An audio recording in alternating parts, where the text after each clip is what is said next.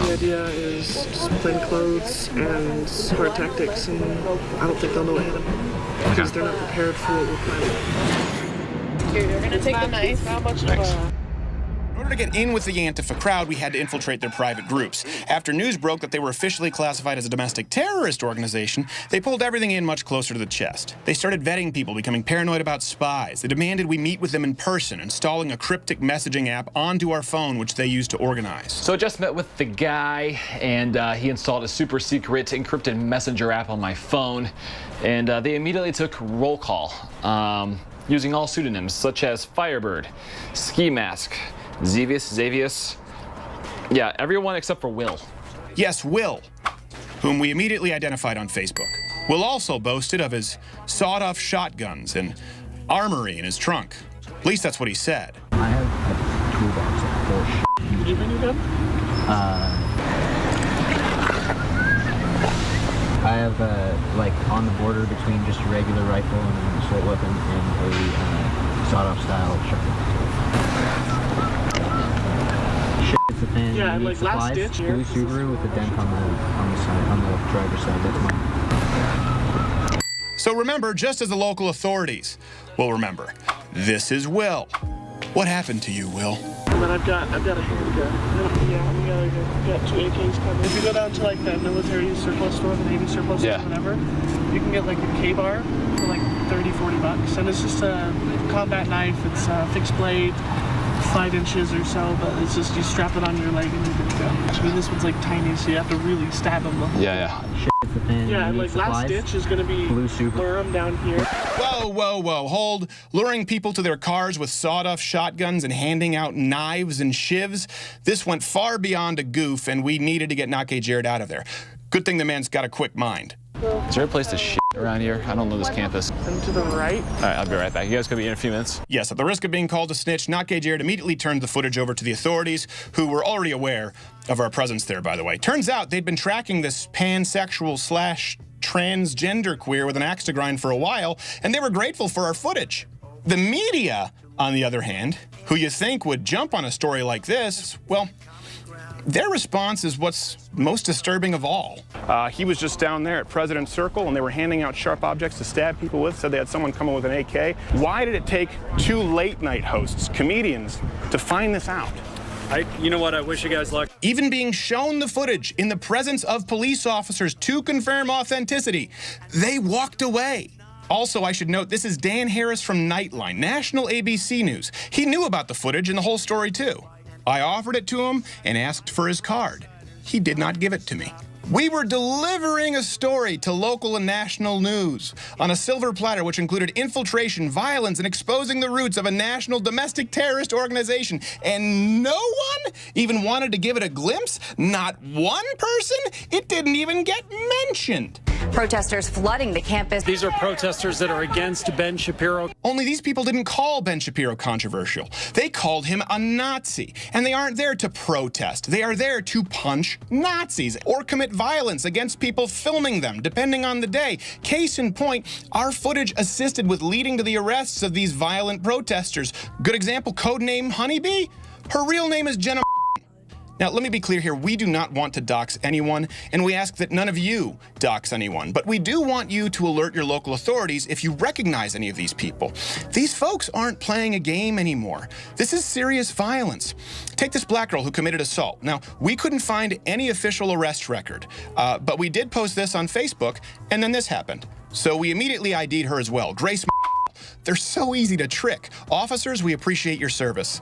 Now, of course, the next day, when the inevitable violence that we warned about broke out, so-called journalists were all over it.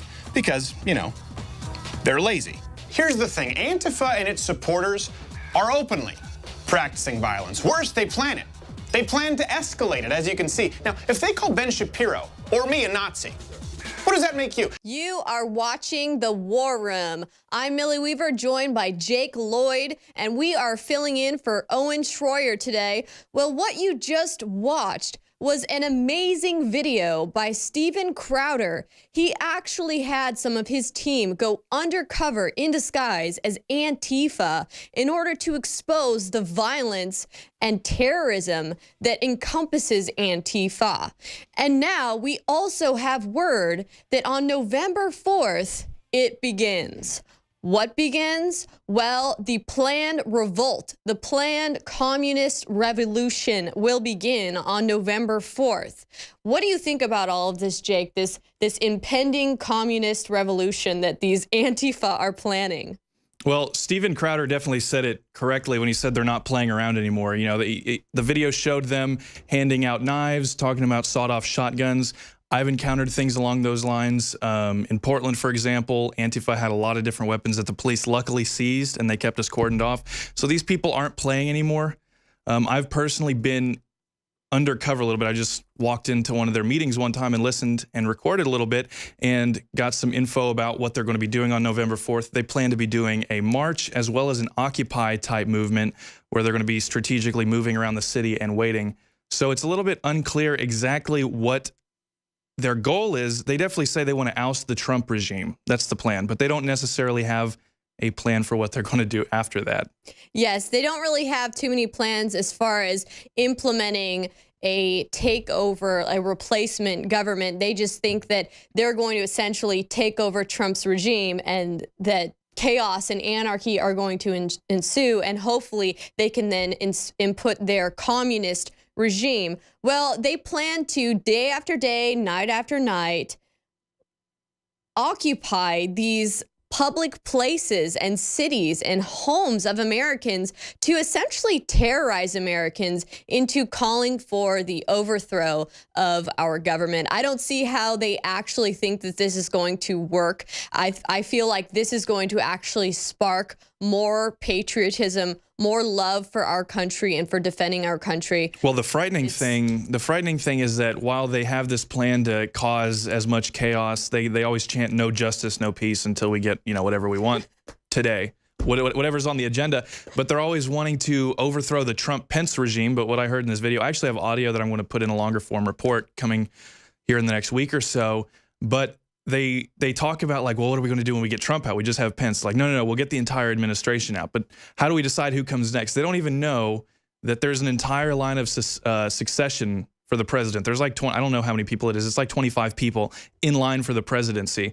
So after Trump and Pence were to be hypothetically removed, Speaker of the House Ryan would take their place, and it's just a line, and the first like 17 or something are Republicans. So I don't know exactly what they expect to accomplish. They're a cult. Literally, they are a cult. I was just at Berkeley, and I went face to face with these goons.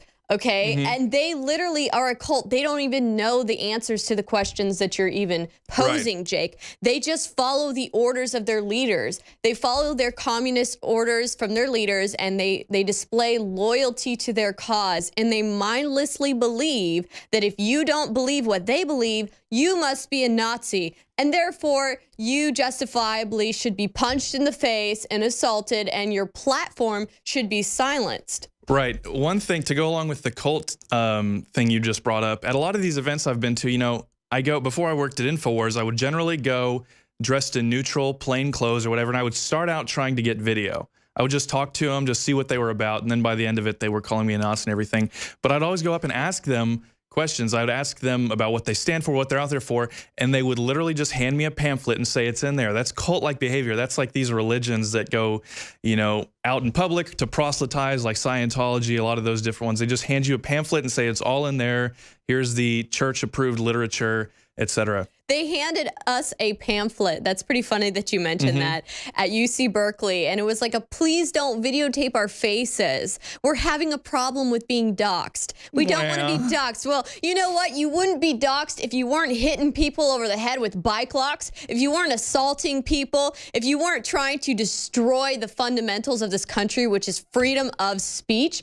People wouldn't feel the need to dox you. So why don't you stop engaging in that tyranny? tyrannical behavior, and people will stop wanting to find out who you are. I also who you as a terrorist I are. also don't think it's considered doxing when the police do it. I think the appropriate term is criminal investigation. I think that's the appropriate term for that. So definitely. And this kind of goes back to the days of Red Scare. We are actually at a time now, guys, where we should be a little bit concerned about a communist uprising. When you literally have a group of people saying that on November 4th, it begins, we are going to overthrow. These people they put their fists up. They have red stripes on their left arm. They are communists, okay, America? So it's time to wake up and start realizing that we have a problem here. And, you know, in the days of the Red Scare, we had people being investigated for being communists. And I know that they try to make it seem as though, okay, this is bad. We don't ever want to repeat this, which in some ways we can look at that and say, okay, we don't want to go around like a police state and start going and just arresting people for their belief systems. But what do we do, Jake, to combat the fact that we have communist militant groups inside the United States right now plotting to overthrow our president that we democratically elected? What do we do? Well, first, you know, I mean, like you mentioned, McCarthyism. Maybe Joe McCarthy was a little overzealous, but maybe he had the right idea going into it. As far as how we combat it now, what I've been doing, I don't refer to Antifa as the real fascists. A lot of people do that, and the truth is all authoritarian people act the same way. They start silencing people, destroying private property, etc. But what I think we need to do is make Marxist a dirty word again. We need to make communism as bad as fascism. Marxist be the same level of threat as a fascist. So we need to have those two words on the same tier, because truth be told, as bad as the Nazis were, the Marxist-Leninist regimes are the ones that killed over 100 million people in the 20th century alone. The Nazis killed maybe 6 million.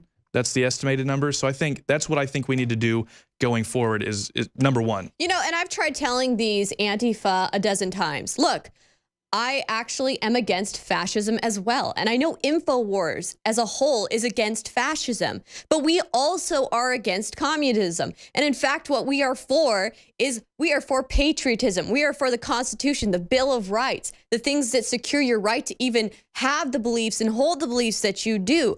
Now, some people are wondering if this is going to fizzle, or if this is going to actually be a legitimate thing to be concerned about, this protest plan for November 4th. Now, what's a little bit concerning about this protest is that they plan to stay there day after day, night after night, increasing in size. And we might think, okay, well, this could just fizzle and fade, and it could be a nothing. But it could also not be a nothing. It could be something like Ferguson. It could be something like what we saw at the Boston Free Speech rally, where Joe Biggs and a handful of people went out to stand for free speech, and literally tens of thousands of zombie hordes came out there to try and shut them down. Are we going to have that? That's the question. Well, the scary thing is to imagine, because like we said before, they're planning to make it a march and an Occupy style event. So we could see a combination of the events like we saw Occupy Wall Street and all those back around 2010 through 12. We could see that combined with the riots that we've seen in Ferguson and Berkeley, Boston. So, I mean, it could be weeks long worth of riots, because clearly these people don't have jobs. They don't care. They'll go out and stay in the middle of town on the street for however long they can. Exactly. That is why it is so important to be prepared. Come November 4th, make sure that you guys have survival foods stocked up. We carry some amazing survival foods in our store, so make sure you guys check out our store. We also have 50% off of Caveman and 50% off of the Vitamin Mineral Fusion. Get stocked up, guys. Get ready, because it is going to be crazy coming November 4th. Stay tuned, guys, because we will be right back with some heavy-hitting reports after this short break. Isn't it interesting how the left perpetuates all of this Russian fear regarding the Trump administration, claiming that the Trump administration colluded with the Russians during the election? But so far, all we've seen is that Soviet Russian influence has been colluding with groups such as Antifa by any means necessary in underground networks in order to overthrow our government, overthrow the Trump presidency. But in other news, we also have WikiLeaks founder, Julian Assange, offered to make a deal to testify to prove that this Russian narrative is simply false and not true. And what's interesting about this is apparently the word had not even gotten to President Trump that Julian Assange was willing to make this deal. Right. Yeah, so this comes from PJ Media, this article here. But Julian Assange says he'll provide evidence that the Russian narrative is false in exchange for a pardon. Now, it makes you wonder exactly what he could be willing to say. Maybe he's going to say that it was Seth Rich. Maybe he'll just point to evidence showing that it was somebody within the DNC. We're not sure, but what it does look like is that somebody within the Trump administration is insulating him from this information, just as we've seen them do with multiple other situations. So that's the dilemma at this point. That's right. Representative Dana Rohrabacher had spoken with John Kelly 2 weeks ago. And now just on Saturday, President Trump was asked by some reporters about this deal that Julian Assange is offering, because Julian Assange essentially made that offer out in the public, and Trump did not even know about this offer. What does that say? Well, it's concerning because it shows, you know, Rogers talked a little bit about a soft coup going on inside the Trump administration, multiple different attempts to render him ineffective, insulate him from information that could help him pass through his agenda. So it's very strange. You wonder perhaps what's motivating these people within the Trump administration to do things like that. Now, going along with Russia, we have yet another major Russia story falling apart. And the question now is, when will skepticism be a reasonable thing? Because every time you point out, like, I don't know about this Trump-Russia thing, you're called like a denier, just the same as with global warming. You're a science denier. So at what point, how many failed narratives do we need before it starts becoming reasonable to say maybe this isn't true? The fact is that they've started at a conclusion, and they, just like Marxism, they've started at a conclusion, and whenever something proves not to be true, they will work, they'll change the route that they want to use to get there. That's right. They continually attack him for every little thing. And it is a changing narrative that they have. They say, oh, it's the Russians. Oh, it's Trump's a bigot. He's a racist, even though Trump has vehemently denied this and spoken out against bigotry and white supremacy. But that's not enough for them. When is it ever going to be enough? That's really the question. Well, it's never going to be enough because they don't care. They want to remove the president at any cost. They don't care how many lies they have to tell. They don't care how many corpses have to be stacked up to do so. Now, this Russia story was that DHS came out and said 21 states that Trump won were affected by Russia on the day of the election. And everybody ran with this. Clearly, everybody came out and said, you know, obviously the election is illegitimate at this point. Trump has to be removed, so on and so forth. But then DHS came out and said, actually, some of these states weren't affected by Russia. And the hilarious thing is that Wisconsin actually looked into it, because that was one of the big ones. Oh, Trump won Wisconsin. It's not real. But Wisconsin looked into which of its departments were affected by Russia, and it was not elections. It was like the workforce department of the state. So Russia did do something, but it had nothing to do with the election. Exactly. And remember, the whole point of blaming this Russian collusion with Trump is just a distraction. It's like the magician that's waving his hand with his right hand while he's picking your pocket with his left. It is simply a way to shift the people's attention onto something else while they are hiding the fact that the real collusion that had occurred, that was illegal, was the collusion between the American intelligence agencies and the Democratic Party leaders. And that is what will come out as this investigation continues and as we keep digging at it. And I really hope that President Trump does take up Julian Assange on this offer and gives him his pardon, because really and truly what he's going to find is that Julian Assange is going to show who this leaker actually was, and my gut tells me that it is Seth Rich. I don't know about you, Jake, but that's what my gut says. I think all of the evidence does point to it being Seth Rich at this point. It's very clear that it was somebody within the DNC. It looks very compelling to me that it was Seth Rich. Now, so, I mean, we'll see. We'll see, one, if Trump takes Assange up on his offer, and two, we'll see who it ends up being. And then, of course, that requires an open investigation further into Debbie Wasserman Schultz and all of the people that could be implicated in the murder of Seth Rich. Exactly. And that's what's going to end up happening. So please, President Trump, please go ahead and take Julian Assange's offer up so we can put this Russian collusion story to rest, put this false narrative to rest. And to see it from a different angle, you can see it from one of the political hacks themselves. Chris Matthews was talking to Adam Schiff just a day or so ago. He originally, like, the main point of it is that he compared Russian hacking to 9/11, which is absurd in general. But he also talks about something in particular with Twitter, and that's kind of what I want to focus on. So we're going to go ahead and roll that clip, and then we're going to discuss that afterwards. It's absolutely true that they're incredibly manipulative, and what's so striking to me is how deeply cynical it is, how exploitive of the divisions in our society they are. And of course, this isn't just happening here. This is what they're doing in other liberal democracies. They want to weaken the whole idea of democracy and set us against each other. And I think one of the best antidotes is exposure. Yeah. You know, during our open hearing, I want to show these ads. I want the American people to see them and see just how they view these divisions as a vulnerability. How disgusting it is that these people are going to actually compare the horrible hijackers of 9/11 and the heartache and murders that they caused to people who are being accused of fake news. To something that we don't even have proof that happened at this point. Exactly. Sophistication about who's coming to get the bombing lessons, controlling an airplane and taking it into the Twin Towers. I think here's the relevant part, I believe. Guys just casually take Twitter. They exploit the hell out of it. It's free. They exploit Facebook. They pay a few bucks. And these numbnuts that give them this authority, they treat these platforms like they're open to anybody. Come on. The bank's open.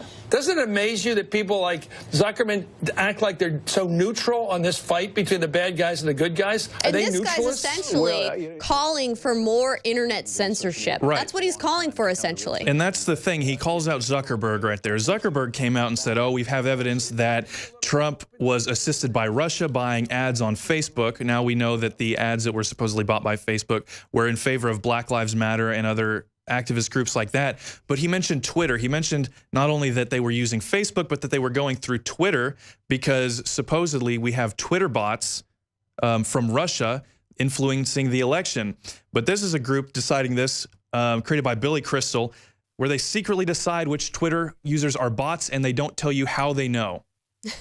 Exactly. That's their way to crack down on internet censorship. We're seeing it right now, guys. I'm being censored on YouTube. So many other conservative voices out there are having their platforms ripped from out beneath them. And that's what we're seeing in this day and age. So stay tuned, guys, because we will be back after this short break. And while you're waiting for us, make sure you check out our store to support our cause. I'm Millie Weaver, and I'm joined here with Jake Lloyd, and we are filling in for Owen Schroyer.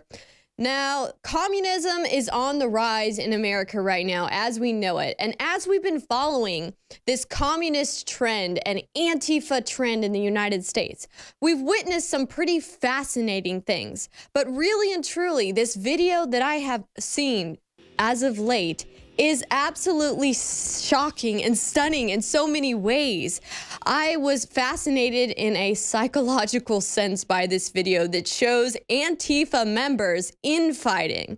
And about what? Well, let's just go ahead and roll the clip because it really speaks for itself. That's like the height of white performativeness. Like, if you're really an ally, like, you just punch allies. You risk going to jail for the fact that they have a platform. You don't need, like, don't even give them the satisfaction of allies. Just punch them. So it's kind of hard to hear it, but we have these Antifa women that are of some kind of an ethnic descent claiming that one of their Antifa members who's a white male is engaging in white performativeness. They say, get out there and punch a Nazi, stop screaming about it. He goes, I am. I've been doing it for 3 months. 3 months I've been punching Nazis.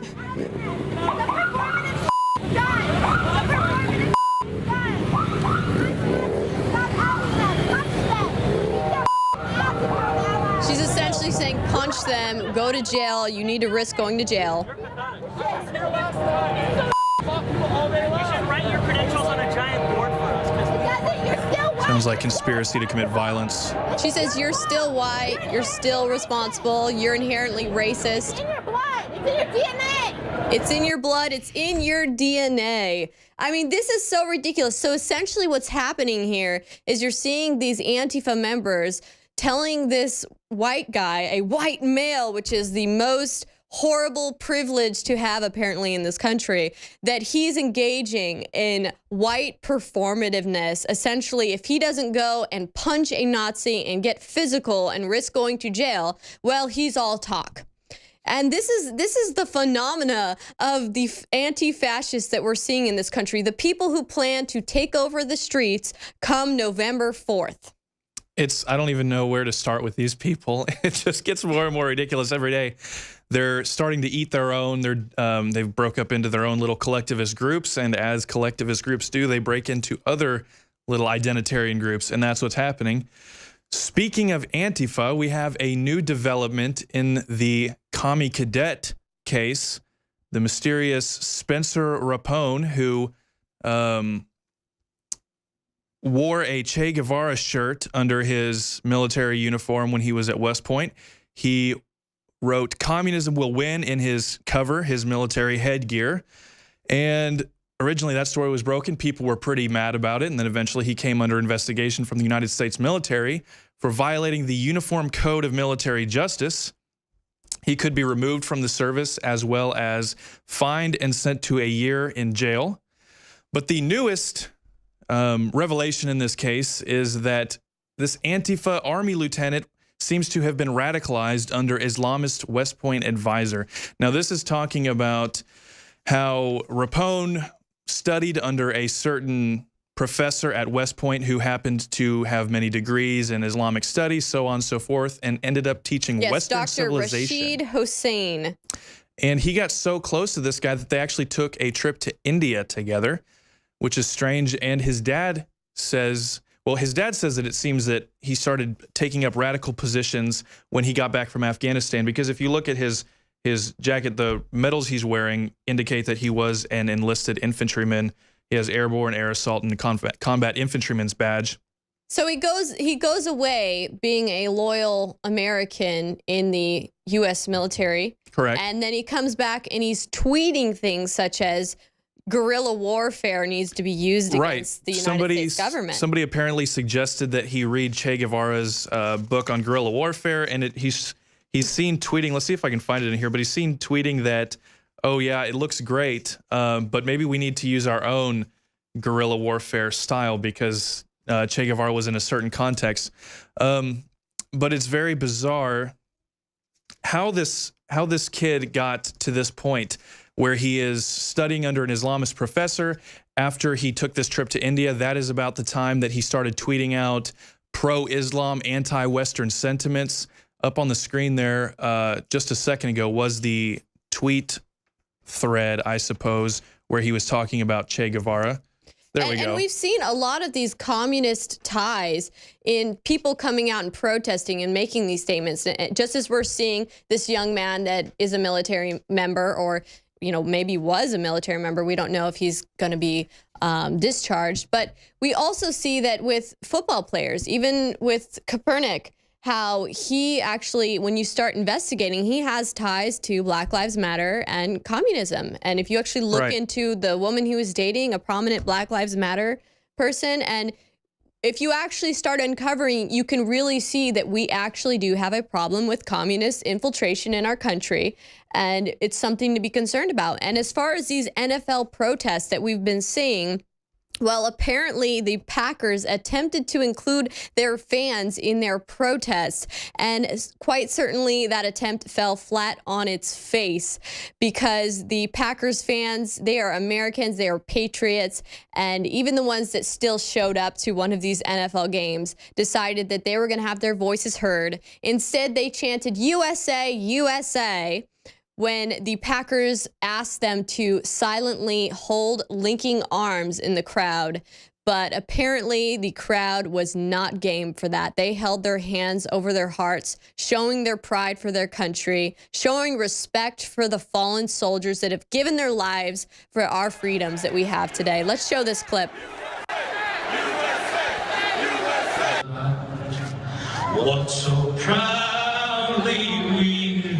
Yeah, Yeah, the NFL continues to alienate themselves because at first, like, clearly these people were okay enough with what was going on to show up to the game. They weren't that angry to where they were boycotting it.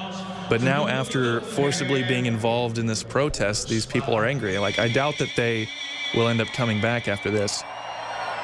You know, it's important to note here that these people here that still decided to go and put their hand over their heart, you know, that's what America's about, you know. But at the same time, I would still say that if you really wanted to vote as the silent majority on how the NFL has been disrespecting our soldiers, because really and truly, it's a disrespect to our veterans, to our fallen, when you take a knee and you don't respect our flag.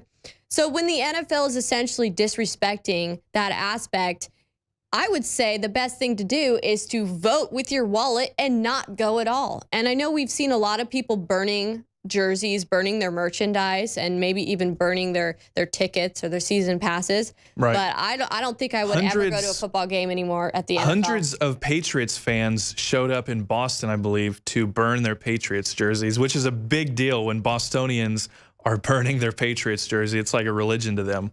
I mean, the NFL's approval rating just got down to a record low 17% after this latest protest. Exactly. Conservatives are at 11%. They don't want anything to do with it. And even people in general are just done with it, because when they turn on football, they're tired of seeing the news and the Grammys, the Emmys, every single music video award. They're tired of seeing it politicized. So whenever they turn on football, the last thing they want to do is see some spoiled brat protesting and injecting politics into a sport. Exactly, and essentially saying that we don't like America, we don't like you, we don't like that you voted for President Trump.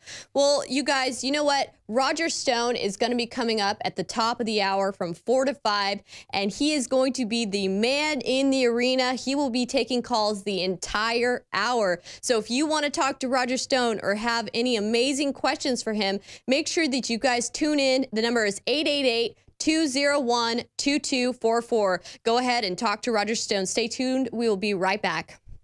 Well, according to the liberal lunatics of today, everything American is racist. And that includes Dr. Seuss books. Yes, you heard me right. Now they are going after Dr. Seuss. They're claiming that Dr. Seuss books are inherently racist. My goodness, Jake, I can't believe this. I read Dr. Seuss every other night to my 2-year-old son, and I have yet to see a single racist thing in the books. But lo and behold, they say that the racism lies subtly in the illustrations of Dr. Seuss.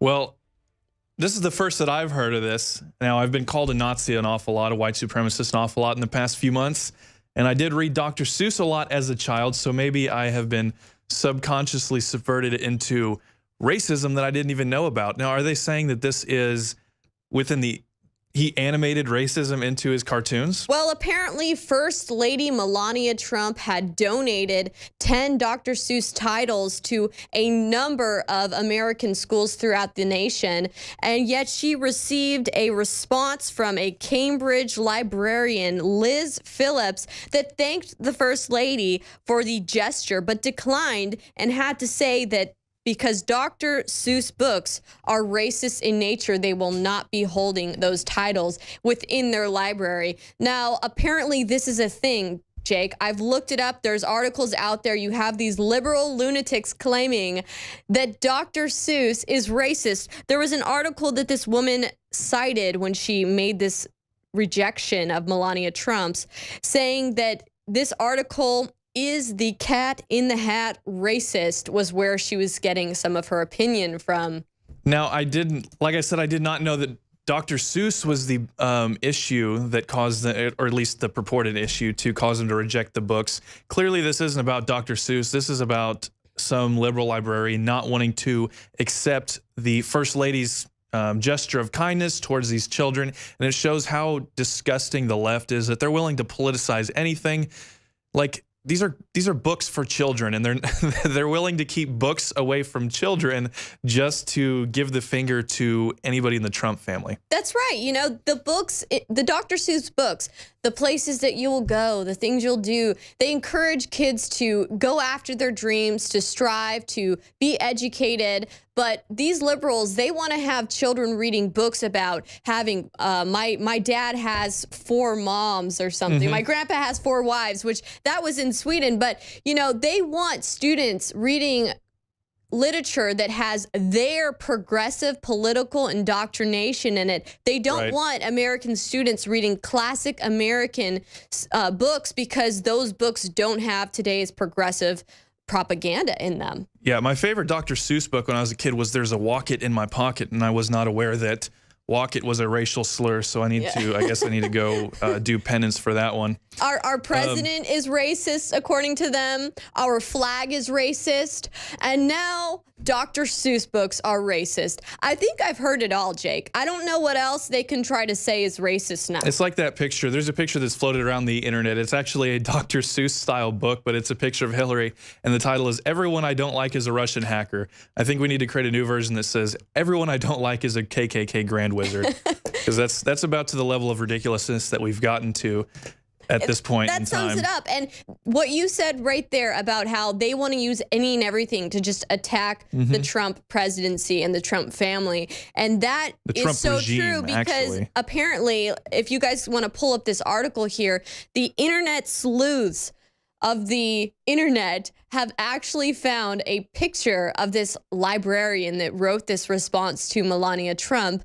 She's dressed in the Cat in the Hat costume attire. Oh, really? But that was in 2015. So maybe she was confronted by progressives for being a racist for dressing up as a Cat in the Hat Halloween costume. It's actually the official uniform for the Majestic Cyclops. That's a position in the KKK. And remember, Halloween is coming up soon, so be sure to not dress in any cultural appropriation costumes because you will have, you know, trouble to pay for doing so. I think she was appropriating feline culture there. I think that's what was going on. Yes, she was. Look at that disgusting hat. Furries.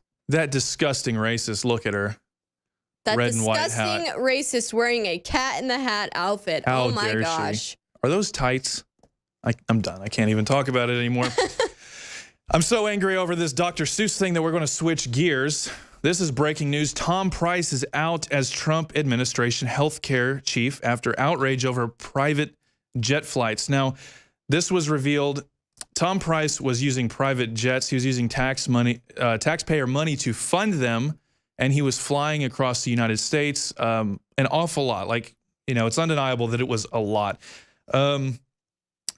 People were pretty outraged over it. They kind of lost their minds over it. And originally, he just vowed to reimburse them more than $1 million. And he vowed to reimburse them, but it just got so bad, I guess, that Tom Price just decided that he was going to resign. Now, it's also interesting because Obama officials also took pricey non-commercial planes. This is an article from Fox saying that Obama did something similar. So it kind of begs the question, like, how much is too much? Is it okay because they did it? I don't think that Tom Price should be able to waste all this money just because Obama did it, but our perception is all messed up. Like, how much is really too much? What are your thoughts on this debacle, Millie? You know, I think that our politicians should be more conservative. I remember watching a video where a politician was getting up and he was confronting the House about their expenses, and he says, well, do you know the Muffin Man? Well, apparently the congressmen and senators know the Muffin Man because we spent some outrageous bill on muffins and coffee and simple things. And really and truly, our politicians do spend a lot of money on the taxpayers' dime. And it's upsetting. It's upsetting to taxpayers because we're having that money being taken out of our pockets, off of our table, out of our children's mouths, so that these politicians can live frivolously. So I would say it's upsetting. Yeah, Trey Gowdy actually questioned several different politicians on this. I don't remember exactly what the investigation was over, but he really went after him. He was, you know, he was furious really about why people were spending such exorbitant rates on such tiny things, like, you know, thousands of dollars for a venue that they didn't even use. They ended up canceling it for, you know, and they didn't get a refund or anything. And that's the fact of the matter, that if you are buying something for yourself with somebody else's money, you have unlimited funds. You're going to buy the most expensive thing with the least amount of quality. I have heard some criticism on how much money is being spent on security for the Trump family in this administration. And I have heard that. But here's the difference here. We're talking about people spending on frivolous plane rides, muffins, like golfing events. We're talking about the safety and security of the president's family. And the reason why his family is so expensive is because he has a rather large family. And some people would say, well, don't protect his entire family, maybe just his immediate family, him, Melania, and his son Barron. But the problem with that is we've seen such hatred and disgust and disdain for the Trump family, unreasonably so, to where you have the mainstream media and celebrities like Madonna going and trying to incite violence, incite people to go out and attack them. So I would say that this presidency, this administration is at greater risk than the previous administration. And also the fact of the matter is that the Obamas, their children were fairly young. Even in the Bush administration, the children were fairly young. The Trump family are all grown adults. Like, aside from Barron, there's no children. They're all business people. They all own their own business, or they have high positions in different businesses. They have to be traveling a lot to accommodate their duties to their business. And they don't have much of a choice because they are under threat constantly from the outside. Exactly. Now, threat that they probably wouldn't be had it not been for the fact that their father or their relative, President Trump, is now the president of the United States. And as far as Tom Price goes, I do think that, you know, I don't know why Tom Price didn't fly commercially, maybe just fly first class. I don't know why he didn't find some other means of transportation. Maybe a Skype call could have sufficed. Maybe he didn't need to fly to all these different places. I think I'm all for government cutting spending in every place that they can. I think we spend too much money in every area, from military to private jet flights to muffins. Exactly. They need to cut the spending, and they need to cut our taxes as well, which Trump has talked a lot about in his tax reform policies that he's said he's going to push through. So I really hope that we see that. I hope we really see the tax reform, because Americans don't deserve to be being taxed to death while we have politicians out there spending our money frivolously. It's absolutely ridiculous. Well, stay tuned, guys, because Roger Stone is coming up next. He's going to be the man in the arena answering your calls. So make sure you dial in 888-201-2244. Stay tuned. We'll be right back.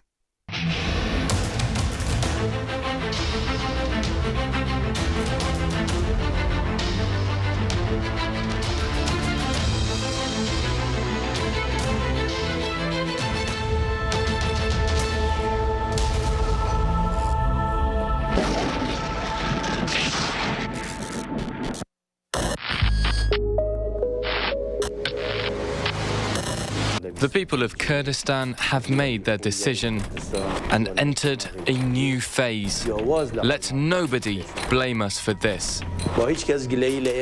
Instead of threats and punishments, come and let's have a serious discussion, and let's give dialogue a chance. Kurdistan has finally voted to secede from 5 countries at once, 3 of which are hostile to the Kurds. The voter turnout of 5 million voters representing 28 million Kurds declaring Kurdistan's sovereignty reached 72%, according to the Electoral Commission. Turkish President Erdogan declares he will starve the Kurds to death. He's ready to starve them to death. He said that. He said they're not going to get any food. And this is not something to be taken lightly, because 102 years ago, the Ottoman Empire did precisely that to the Armenians. They starved them to death. When I was a boy, I was told to eat everything on my plate because of the starving Armenians. It was still a concept in the United States in the 1950s. That was such a horrendous event, and I think that Erdogan feels that he can do it again. The Kurdish leadership is being accused of treason by Turkey's president. zaten ortada kalacaksın. They'll be left in the lurch when we start imposing our sanctions. It'll be over when we close the oil taps. All their revenues will vanish, and they will not be able to find food and clothes when our trucks stop going into northern Iraq. Their independence clearly harms Erdogan's plans to become Islam's great caliph. Could we be facing a repeat of what the Turks, then known as the Ottoman Empire, unleashed on the Armenians in the early 20th century, committing a genocide on 1.5 million Armenians? The Kordovan people, who would one day be known as the Kurds, have occupied what is now known as Kurdistan since 189 BC. Over 2,000 years later, the Kurds gained semi-autonomy in a 1970 agreement with the Iraqi government and then reestablished that autonomy in 2005. The U.S. State Department complains the United States is deeply disappointed that the Kurdistan regional government decided to conduct today a unilateral referendum on independence, including in areas outside of the Iraqi Kurdistan region. We believe this step will increase instability and hardships for the Kurdistan region and its people. Iraq's Shiite-dominated government in Baghdad has made it clear that they will not recognize the referendum's results and have demanded that Kurdistan surrender its airports. But it's still unclear how Iraq can prevent Kurdish independence. Turkey is concerned that the PKK separatists, who have waged an insurgency for 3 decades, killing more than 40,000 people, will ramp up their reign of terror. It's not the matter of fighting against the PKK. It's a Kurdish freedom movement in Turkey. So his main target is not the PKK here. His main target is the Kurdish nation in general. So he's actually mentioned in, I believe, 2006 or 2007, even in South Africa, he would not let the Kurds form a Kurdish nation, a Kurdish state. Iran and Syria also opposed the referendum. John Bound reporting for Infowars.com. Welcome back. I am Millie Weaver, joined by Jake Lloyd, and we are filling in for Owen Schroyer today. And Roger Stone will be joining us very shortly. Now, Roger wants to take calls from listeners, but before we get on to doing that, I want to take a moment to remind you guys to please visit our store to help us support our operation here. Remember, guys, we are listener supported. We are not supported by the big pharmaceutical industries that the mainstream media are supported by. You know, the pharmaceuticals make money off of people being sick. We make our money by providing you awesome products that will help improve your health. In my opinion, I know it has improved my health. And so we have a good intention behind that, guys. So make sure you get some of our Brain Force formula, which is now 35% off. We also have 20% off of the Alexa Pure Breeze. Those are pretty amazing. I just got one placed next to my desk and I love it. We have Caveman as well, 50% off. Caveman tastes really good. I put it in my smoothies. And I know that it is great to have that bone broth in your system. It is something that is really good and healthy for you to take. And this is not just something that is an InfoWars original. I mean, other people do sell bone broth, but we make sure we get the highest quality products. We also have Emmerich's Essentials Packs, 50% off. So make sure you get some of those. But you know, we also have survival foods. And this is really important, guys, because come November 4th, when the Antifa and BAM and communist organizations decide that they're going to try and take over cities and shut people down, you're going to want to have survival foods. Because if these guys are going into your city and they're shutting down your community, your local town, are you going to want to have to go down there and drive through mobs of Antifa that could be trying to shut down the road just to get your food and water? So make sure you have preparedness items, because these things always come in handy for emergencies. And when you have emergencies and situations like we saw with these past hurricanes, people are going to be frantic. They're going to be rushing to go get stuff. And I anticipate that we will see some kind of a disturbance November 4th surrounding these rallies. If they're really going to get that big, these protests that are going to happen, we can anticipate that it might be hard for us to go to our store or our community to get certain items, get certain things, especially those living in rural communities. So make sure you stock up on that. We have amazing products. Now, Jake, I know you like to take our products as well. What are some of your favorites?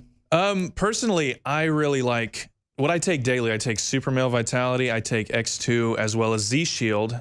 Z-Shield I just started on recently, but being relatively new here, I didn't start taking the products until I started working here. I've always listened to InfoWars, but I was always just kind of a little bit unsure. I was like, I didn't know if I wanted to take the leap and go ahead and buy the products. But then once I got here, I decided to try them out, and I haven't been able to stop since, because you feel good. It's not something that you can describe in normal words, because you don't realize how bad you feel on a daily basis until you start feeling great. I also take Brain Force pretty frequently. I took 2 capsules before I got on the show. That really increases focus like crazy in a way that you wouldn't believe, especially if you drink a cup of coffee around the same time. It's like hyper focus. It's kind of creepy. But those are my favorites that I take every day. I use the toothpaste every day. I love the toothpaste. It is amazing. It's so refreshing, and it doesn't have fluoride in it. It doesn't have the harmful things. Even some of the other name brands like Tom's, that brand Tom's, well, it has the sodium lauryl sulfate in it, which is like a foaming, bubbling agent, and that stuff's really not good for you. It's not something you want to be putting in your mouth and ingesting. But Super Blue toothpaste, I mean, the ratings are amazing. The reviews are amazing. I've gone out and about, and InfoWars supporters and listeners come up to me all the time saying, I love your toothpaste. I love the Super Blue. It is so good. And we have it for 33% off right now. So make sure you stock up on the Super Blue, because every once in a while it does run out of stock, and it's always good to have it on hand, because really and truly, I haven't found a better toothpaste than Super Blue. Right, and another thing about Super Blue is it doesn't have the microplastics that a lot of other toothpastes have in them. You know, they have those little specks. Sometimes those are just coloring.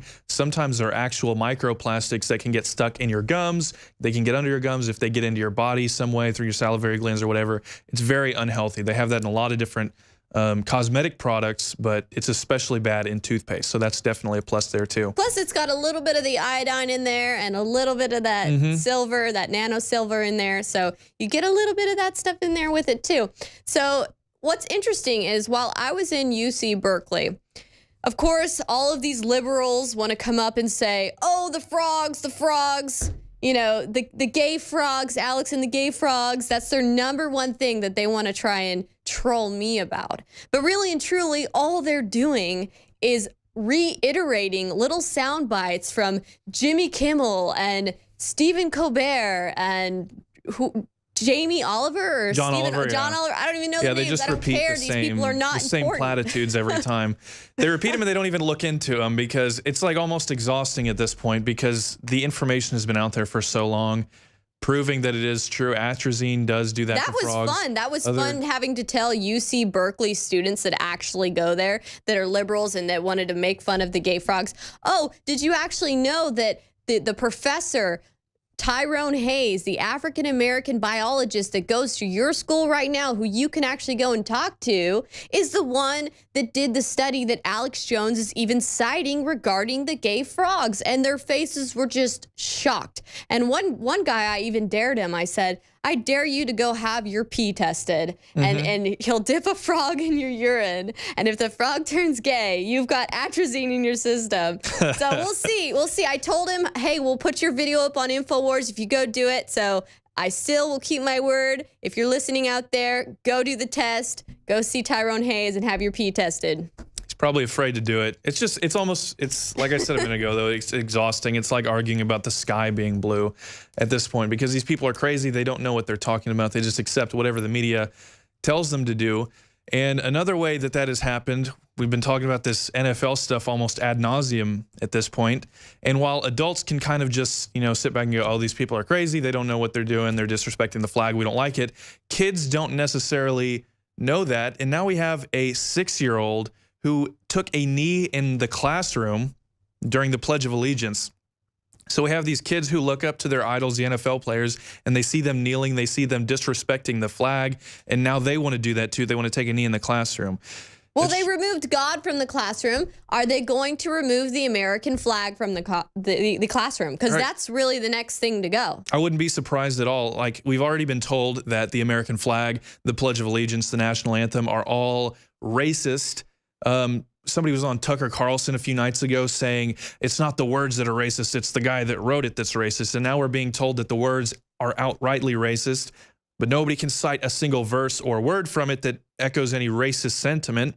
So we don't know. There's a substitute teacher that kneeled in a classroom during the Pledge of Allegiance. So now not only do we have NFL players hammering kids with this message, we have their teachers in the classroom pumping this into them that you need to hate America, you need to take a knee, don't listen to the Pledge of Allegiance. That, you know, the problem with overly crying racism, it's like the boy who cried wolf.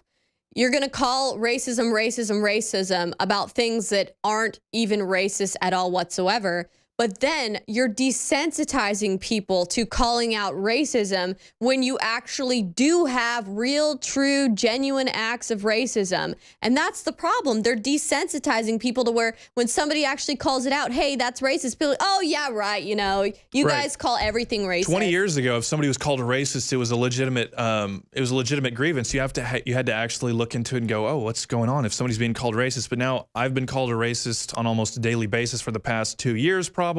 Same with everybody else that works here at InfoWars. The president has been labeled a racist when he's clearly not. The word has been diluted to a dangerous degree. Exactly. Even Milo Yiannopoulos has been called a racist bigot. And, you know, it's just absurd. So stay tuned, guys. We'll be back right after this break. I'm Roger Stone, and welcome to the War Room. Tonight, I'm really going to do something that I watched and listened to my friend Alex Jones do the other day when he took a large number of callers one after another. And I thought of the man in the arena, you know, the famous Theodore Roosevelt quote that was kind of poached by Richard Nixon that speaks of the man who deserves credit as not the carping critic who stands on the sidelines and makes fun of the strong man and points out how he can do better, but the fellow who actually has the guts, the gumption to climb into the arena and compete. And whether he is defeated or whether he is successful, he will always have striven to do great deeds. It's a wonderful passage. So tonight I want to take as many call-ins as we possibly can. There's a lot of questions that I get on the internet about the JFK document dump that we're expecting under law if it's approved by President Trump. There are the shenanigans of the generals, Pettis, McMaster, and Kelly, an entire breed of generals tied very closely to David Petraeus, and all of them earning their stars under Barack Obama, whose political sympathies they share. There's a whole generation of military officers in this range, yet there are many more able, retired, and still men on duty who could serve this president so much better. In any event, we'll talk about what's going on in the Trump White House or anything else you want to talk about. So let's I'm going to throw it open at this point. I'm delighted to be with you folks. Well, we have Pejo out of Florida who wants to talk about Trump needs our help. So let's take Pejo. It's Peter. What is it? Peter. Peter? Like St. Peter. St. Peter. Okay, so they wrote your name down wrong. I'm sorry. So, No Peter, problem. what's your question for Roger Stone? Well, I just wanted to put it out that we elected Donald Trump, and he's doing what he said, but he still needs our help. I mean, we have to go and get him senators, and the only way we can do that is in the primaries.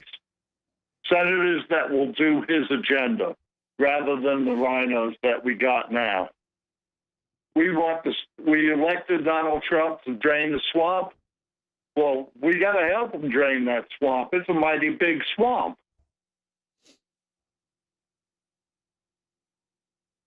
Well, I would say right off the bat that I share the caller's loyalty for Donald Trump. At times, I, however, have to think of him as the good king who's being held captive in the castle and kept away from his citizens by the bad guys. His heart is pure and his intentions are strong, and he's a fighter. But I believe that the Iron Curtain is coming down around him. That I was told this week by an assistant to the president that all access is now completely controlled by General Kelly, that all human and written and communications information flow to the president is under the tight control of General Kelly. The very well-liked and quite tough longtime bodyguard for Donald Trump, Keith Schiller, was essentially purged by General Flynn after Schiller showed the president a newspaper story that General Kelly did not want the president to see. So it was that most recent effort to downgrade Peter Navarro, the president's trade guru, the father of the entire Trump trade policy, the driving force against TPP, the guy who insists on following through and renegotiating the NAFTA trade agreement, which has destroyed the economy in this country. So you see this tightening, and I have concern that, yes, we have to save our king. We have to rescue him from this neocon boarding party, which so far is incredibly successful. There's nobody left in this White House but Stephen Miller. And I noticed last week that General McMaster announced in the New York Times that all policy issues would now go to Mark Short. Although it is interesting that Mr. Miller is the Director of Policy Development.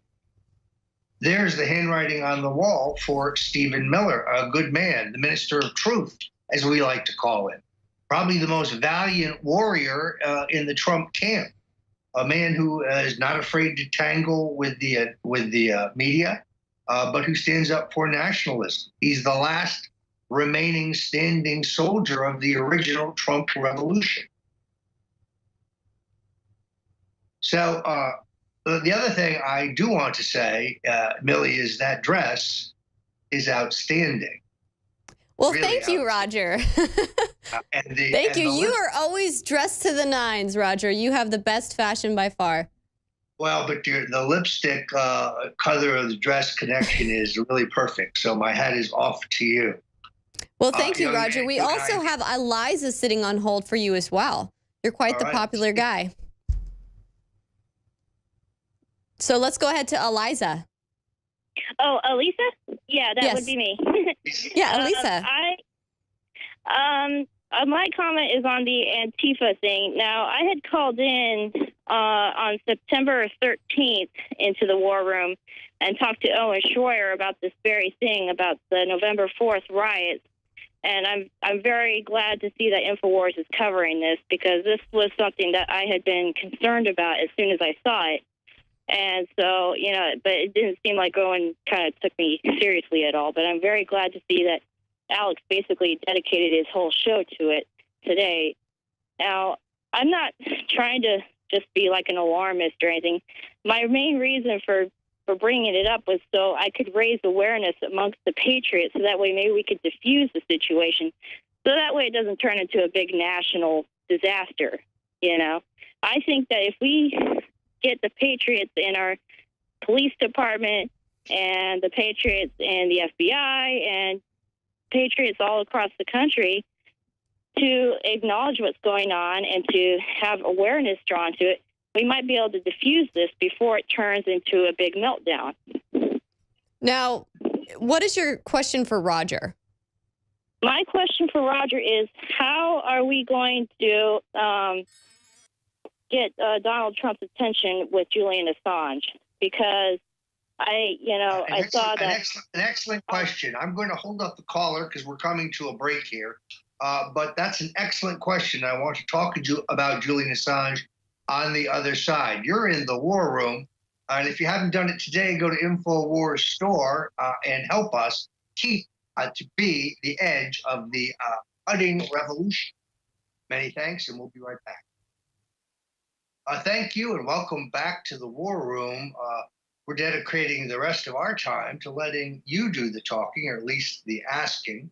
And whether you want to talk about the JFK assassination records question coming up, or whether you want to talk about the House Intelligence Committee and what they're up to, or Robert Mueller, or really anything else, I am here. We are really kind of intrigued to see the deep state moving into high gear in the effort for the coming coup d'etat.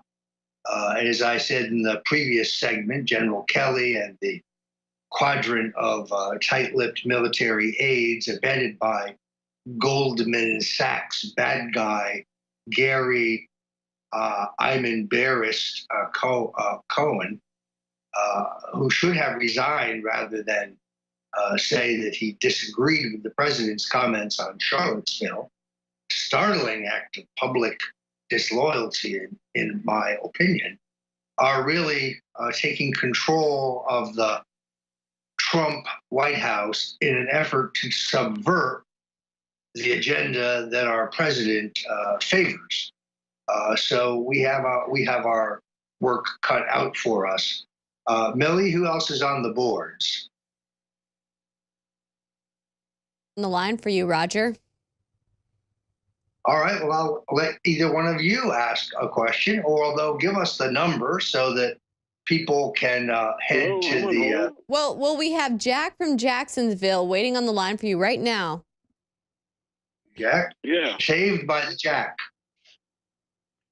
Hi, Roger, man, I've been trying to get a hold of you for over a year.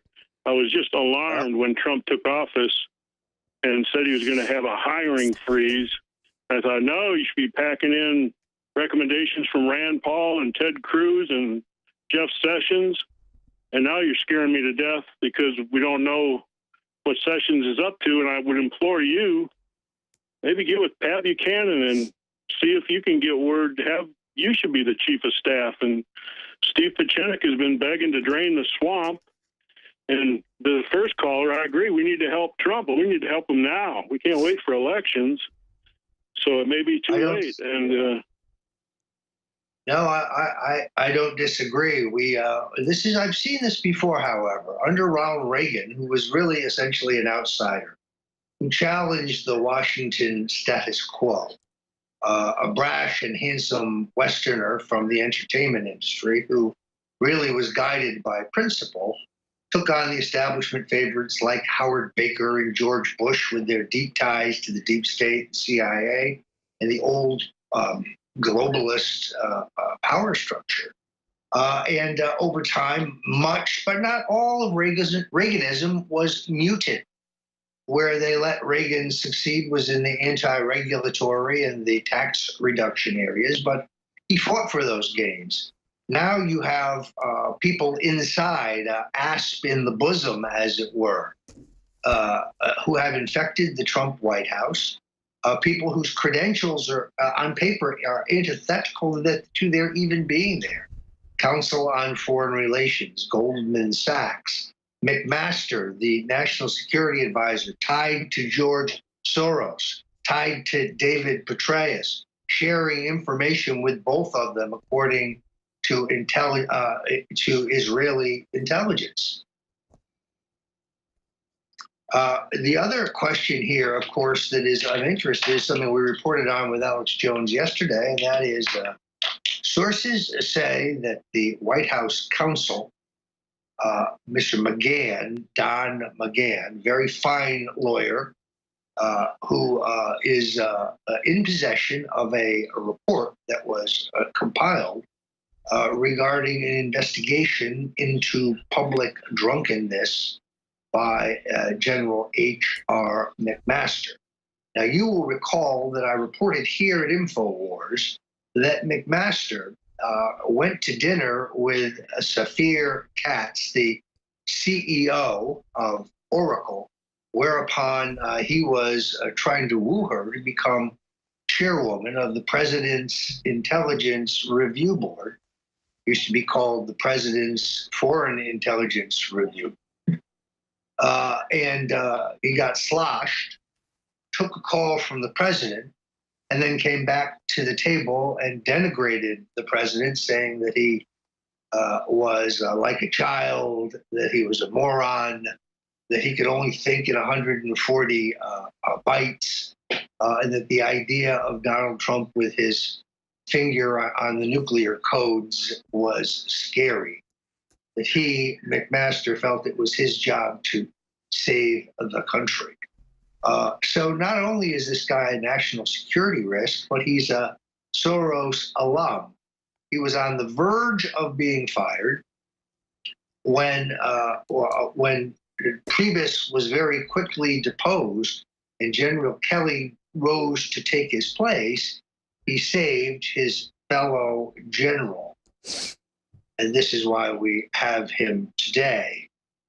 Do we have any info warriors on the line? Yes, Roger, we have Rodney from Indiana wanting to ask you a question regarding JFK's assassination. Hello, Rodney.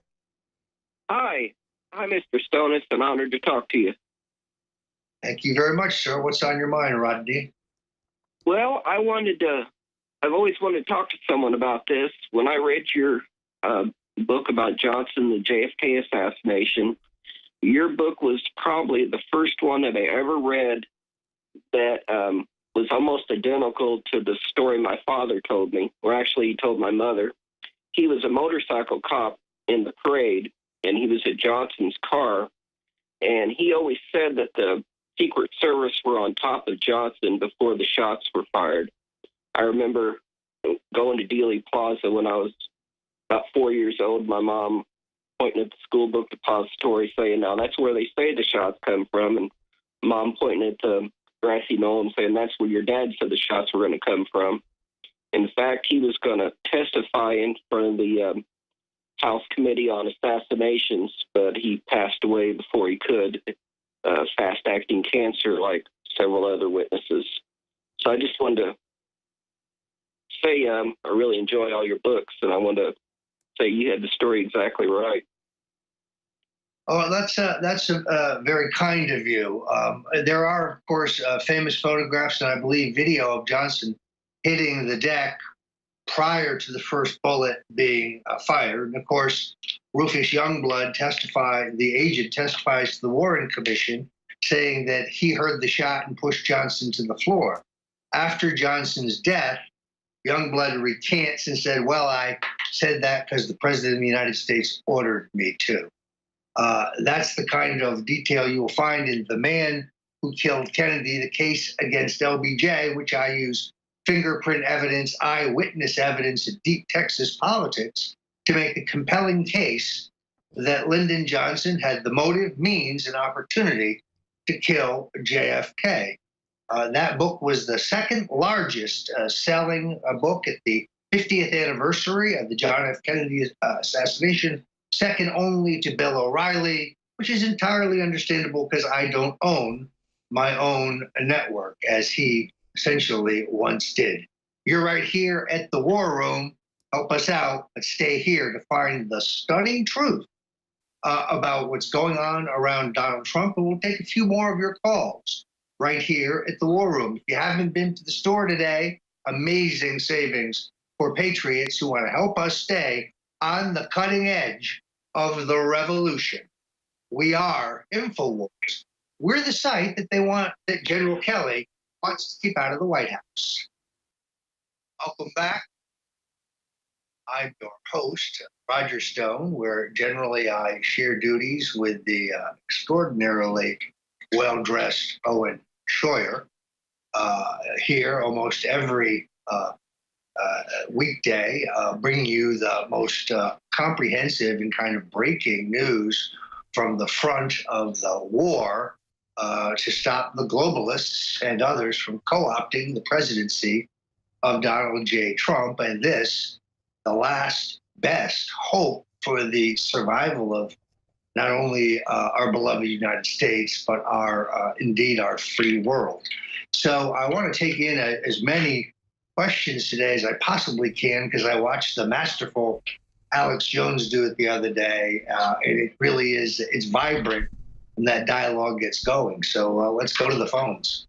All right, so we have Tony from Indianapolis. Hello, Tony. Yes, how are we doing? Hi, Tony. What's your question for Roger? I want to know what the delay on marijuana is, as far as Sessions' involvement.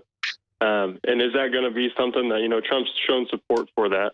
Is that going to be something that's going to be held close to the 2020 campaign, or is there going to be any progress on that in this next coming years of this term? Well, it's an excellent question. Let me try to explain the situation. Right now, 29 states have legalized some form of cannabis possession and distribution, mostly for medicinal purposes. 9 states have what is so-called recreational or wide use of marijuana. The Obama administration made a decision in their Justice Department, ordered by Attorney General Holder, and a policy written by a deputy Attorney General called Cole.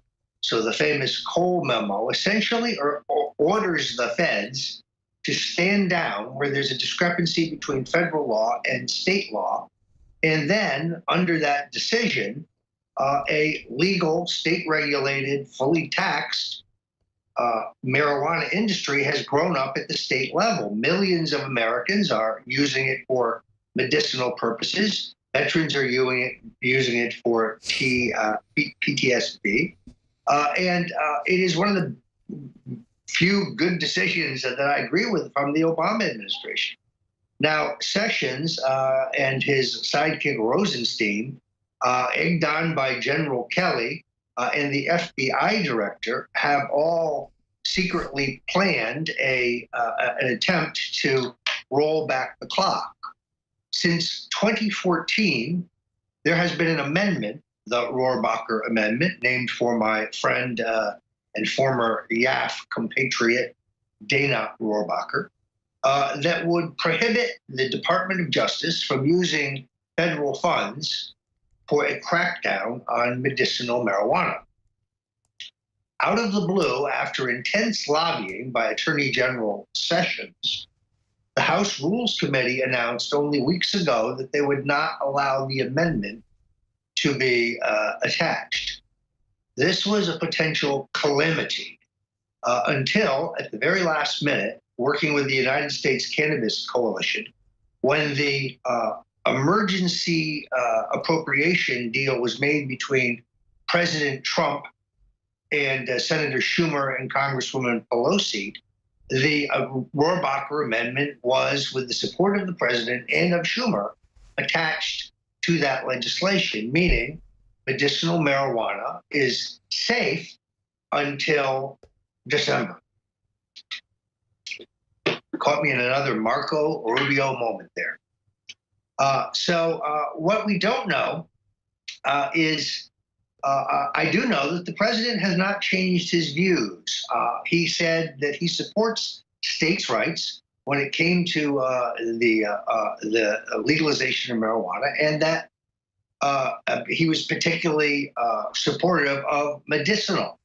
So does he know what his attorney general, who should be pursuing the Clintons and the Obama NSA for the diplomatic spying and surveillance at Trump Tower and of other Americans, thousands of them, according to the FISA court, and he should be pursuing the Clinton Foundation, Bill, Hillary, and yes, that greedy but extraordinarily wealthy young lady, Chelsea. But instead, he's in court trying to block the release of Hillary Clinton's emails. What has Jeff Sessions, who I heretofore thought he was a patriot, Rick Dearborn comes out of his shop. I like Dearborn, straight shooter. Rick Miller came out of his shop. I don't know Miller, but I admire him from afar. He has the same kind of warm, posh personality that I have. And he's a great writer. The Minister of Truth, we call him. and he is very adroit on his feet when debating the ultra-liberal elitist swine. We have another call-up. Yes, Roger. We have Brad from Louisiana on the line right now. Hello, Brad. Hi, Mr. Roger Stone, Esquire. It's really nice to talk to you, sir. I really appreciate your tenacity and respect it very much. One of the biggest brouhahas that seems to be going on, aside from Antifa and all of the obvious things, is the somewhat well, for limited censorship, let's say, that YouTube is placing on a lot of journalists and individuals who prescribe to that particular social media. I've heard Paul and Alex and Millie and others say that they've been having some problems in that regard. Now, I see a full censorship with regard to President Trump, with regard to what he sees, what he reads, what he hears by this Kelly guy. And I would like to know who he thinks he is, or does he have the authority to do this? And I know that President Trump is nobody's fool. He knows Sessions not doing what he's supposed to. He knows that these other men in his cabinet under him are not doing what they're not supposed to, and looking into Clinton and Obama's treasons. Why doesn't he get rid of these buffoons? Why doesn't he do something? I know he knows. That's my question, sir. Thank you very much. I think Kelly is one of these messianic types like Al Haig, who is, committed to the state and the supremacy of the state and the institution. And these guys mesmerize themselves that it is their duty to do what they do. It was their duty to kill JFK. It was their duty to bury Dick Nixon. It was their duty to take down Trump. The president is a smart guy, but he's also got a lot on his plate. And initially, I suspect that he likes the sense of order that comes out of this kind of isolation, particularly when contrasted with the absolute chaos that existed under White House Chief of Staff Reince Priebus. Under Mr. Penis, I mean Priebus, it was like a stateroom scene from the Marx Brothers, where anybody could walk in or out on the president. Does not do well for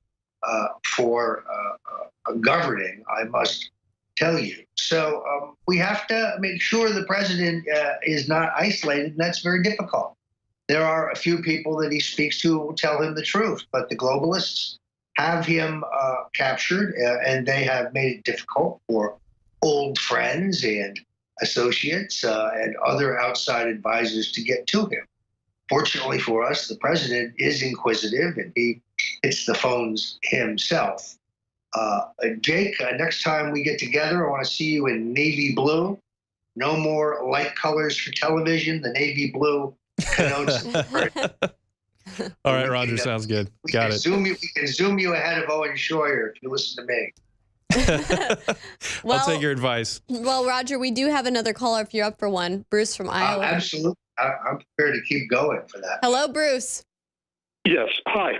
The question I have is about Mark Warner yesterday. He's coming about Twitter and the bots that are supposedly influencing us, Russian bots, about the NFL and the 2016 election. And the question I have is, I think he should be called on to explain or give an example of even one case where there was supposedly bots that influenced the public to vote for Trump. Well, he's just overstating the case. I think what he's trying to say is incorrect. There were bots paid for. Whether they actually influenced anybody is, of course, unmeasurable. It's unlikely because, frankly, they were so poorly written and so clumsy in their execution. This is the problem with Russians. They are ham-handed. They don't understand American. There's two different questions here. Did they try to interfere? They may have thought so. Did they work with Trump? No. I'm Roger Stone, and you're back at the War Room. I'm going to take a question now that I just got by email. Someone asked me, what did I think the best pizza in the country is today? Now, the pizza is something I once said, pizza's kind of like sex. Even when it's bad, still pretty good, particularly at 3 o'clock in the morning after you've had a few belts. But that said, the absolute Bible on this is a book called Pizza, a Slice of Heaven by Ed Levine. No, I get no kickback from Mr. Levine. But that is the Bible. Now, right now, like a place called Vincent's in Fort Lauderdale by the Sea in the Ocean Block, right there at Commercial Boulevard. Check it out. Do we have a question? Yes, Roger, we have another one sitting on hold for you. We have Andrew out of Massachusetts. Hello, Andrew. Hello. Hello, Andrew. Hi. What's your question for Roger? Hi, thanks, Millie.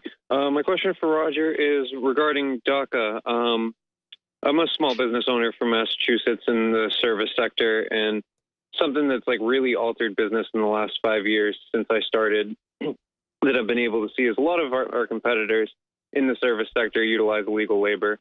And DACA just seems to be one of the biggest issues that I feel like would split Mr. Trump's base for 2020 and moving forward, and just for the agenda in general. So I was wondering, where do you, Mr. Stone, sit on? Do you think the president is actually being influenced by Pelosi and Schumer, or is this just part of the negotiation? First of all, let's recognize that the Trump administration has been infiltrated. Among the greatest progenitors of the open borders, free, cheap labor market are the notorious Koch brothers.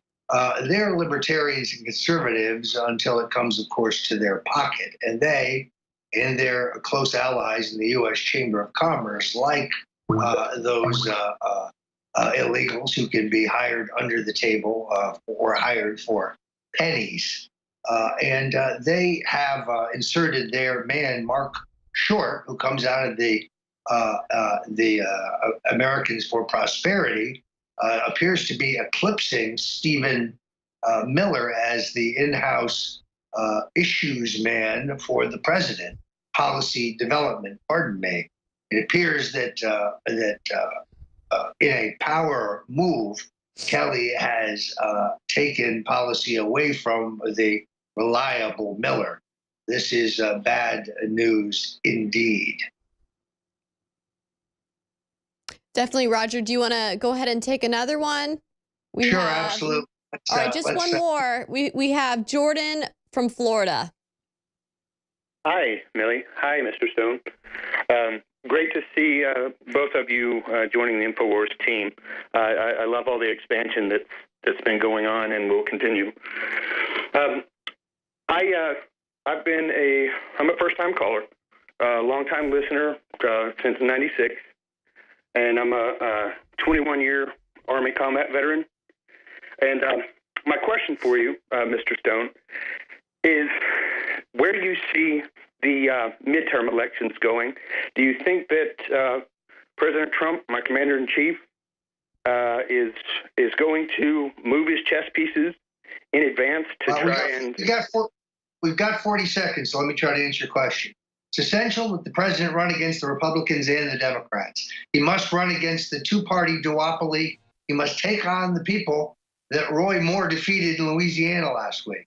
He must take on the Senate Majority Leader, the House Leader, who seek to undermine the Trump revolution, who can't seem to ever come up with the votes for the packages that they've already watered down anyway. Well, thank you so much for joining us, Roger. Millie, and thank you, Jake. And take care of that soon. Welcome back. I am Millie Weaver, joined by Jake Lloyd, and you're watching The War Room. Well, we have an amazing guest coming up right now, Joy Villa, the infamous singer that wore the Make America Great Again dress on the red carpets and massively triggered Hollywood. So I'm really excited to talk to Joy Villa, but make sure you guys follow Jake on Twitter at VeryJakeNews and myself on Twitter at Millie_Weaver. Weaver. So do we have Joy Villa on the line? All right. Hello, Joy. Hi. Thank you for joining us. Hi. I'm so glad to be here. So great to meet you, Millie. Hi, Jake. How you guys doing? I love this Hi, it's new nice show. to meet you. This is great. Thank you, Joy. It's so great to meet you as well. You are an inspiration. I am such a fan of what you did with your dress and the statement you made, how bold that was. That's amazing. Thank you. I appreciate that. Well, it had to be done. You know, I mean, I felt like I was fortunate enough to be in the first wave of pro-Trump celebrities, and there's a lot more that have come out now. But we still need more because, as we see, it's a really scary climate to be pro-Trump, to be pro-conservative, pro-God, pro-country. We are considered the enemies of the state, and it's a scary thing when free speech gets stomped on like it is today. And it's such a market, though, that's being untapped right now because really and truly, we've seen how the NFL has already been hit by how they went out against President Trump, how most Americans do want to support God, our country, our president. And you have been pretty successful, you know, because you're an amazing singer, an amazing musician, but you're also pro-Trump and you speak your mind. Joy, if you can hear me right now, what did you think about what happened in Berkeley? Did you follow what it? happened? Yeah, what happened at Berkeley was disgusting. I mean, I was actually invited to go to Berkeley and speak, to sing God Bless America, to open up the stage before Bannon took the stage and Milo Yiannopoulos. And it was so crazy, the amounts of threats, the death threats, and the disorganization of everything was just like I had to cancel because I knew this was not going to happen. I knew they were not going to ever let us go up there and actually speak our mind. And that article that I published on Fox News says, "Are we living in 1984?" referencing the George Orwell classic that was written in 1949. That talks about where free speech is gone and there's now group think, and it's a dystopian nightmare future. And unfortunately, in 2017, that's the future we're living in right now. That's right. And, you know, these Antifa that were out there at Berkeley, because I was there, they were not really anti-fascists. They weren't fighting big fascist corporations. No, they were fighting Americans wanting to exercise the First Amendment. So really, they're just anti-First Amendment. That's really all they are. They're anti anything that's different than what they think. Their slogan is punch a Nazi, and whoever thinks different than them is a Nazi. No matter your color, your creed, or where you come from, if you think different than they do, you're considered the enemy. And that's the opposite of free speech, where we're trying to say, listen, everyone can say what they think, and that's what makes America great. But you decided to fight back in one particular way. You went out and supported President Trump in public in a place where that's not very common. Now with this NFL stuff that's going on, these players kneeling, disrespecting the anthem, it's leaking into schools with teachers and students kneeling during the anthem. How do you think that we need to combat this sentiment that's going through the country, this anti-American sentiment?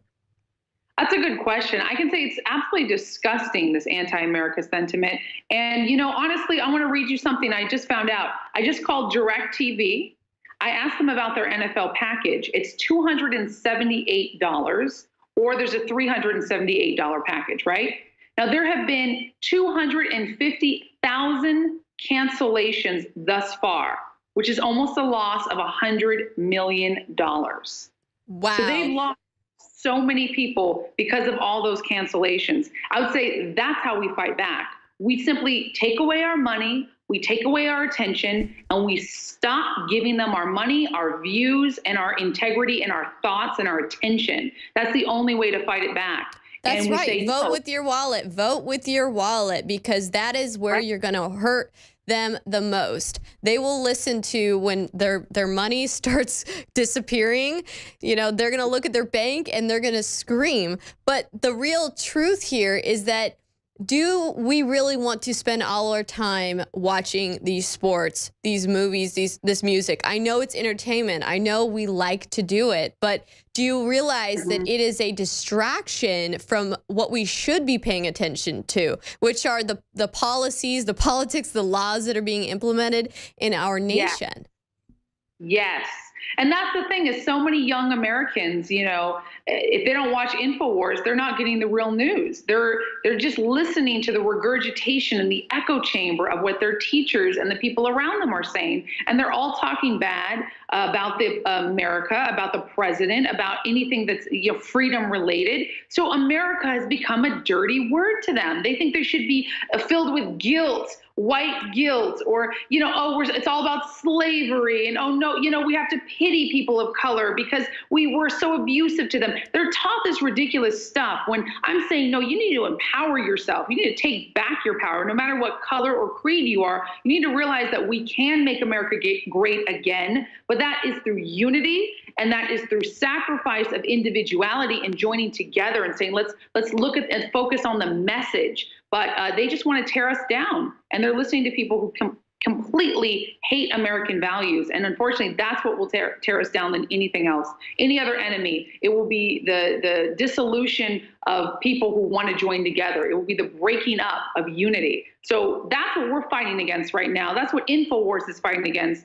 And that's why I'm glad to fight against it as a musician, as a singer-songwriter. Joy, what do you think about how obsessed some of these Berkeley college students are with identity politics and how that kind of rules their whole way of thinking about life? It's stupid because it gets nothing done. If I simply look through the eyes of the body I'm in, right? Because I believe I'm a spiritual being. I don't believe our bodies dictate what we should feel. And sure, culture has something to do with it, but you can't just say, oh, I'm a woman, so I have to vote with my body parts. Oh, I'm a Black woman, I'm a Native American woman, so I need to vote with those body parts, vote with the body that I'm in. If somebody has hair like mine, I'm supposed to vote for them. I mean, it's completely ridiculous. It makes no sense. It gets nothing done. Well, you know, I'm sure you've probably heard by now about this November 4th. It begins the planned revolution of the Antifa, by any means necessary groups, that they're the same groups that were out there with Berkeley, you know, with the Antifa that we've been seeing that wanted to go shut down Milo's Free Speech Week, and which Yvette Falarca was even arrested. Now, these groups are planning to hold a massive protest on November 4th nationwide, day after day after day. What do you think about this, Joy, and are you a little bit concerned? Well, I saw them outside Fox News. You know, I've been commenting a lot for Fox News, and they had their no, day of no. I always think, what are you bringing to the table? What's your solution? What do you want to change? What do you want to have happen? All you're doing is saying no. That doesn't get anything done. So does it concern me? Yes, it's horrible. But also, I think it's going to make patriots like ourselves stand up even stronger and just laugh at them and say, well, look what we're doing. We're working. We don't have time to protest like these guys do. We're running out of time right now before this break, but stay tuned, guys. We will be back with Joy Villa at the end of this break.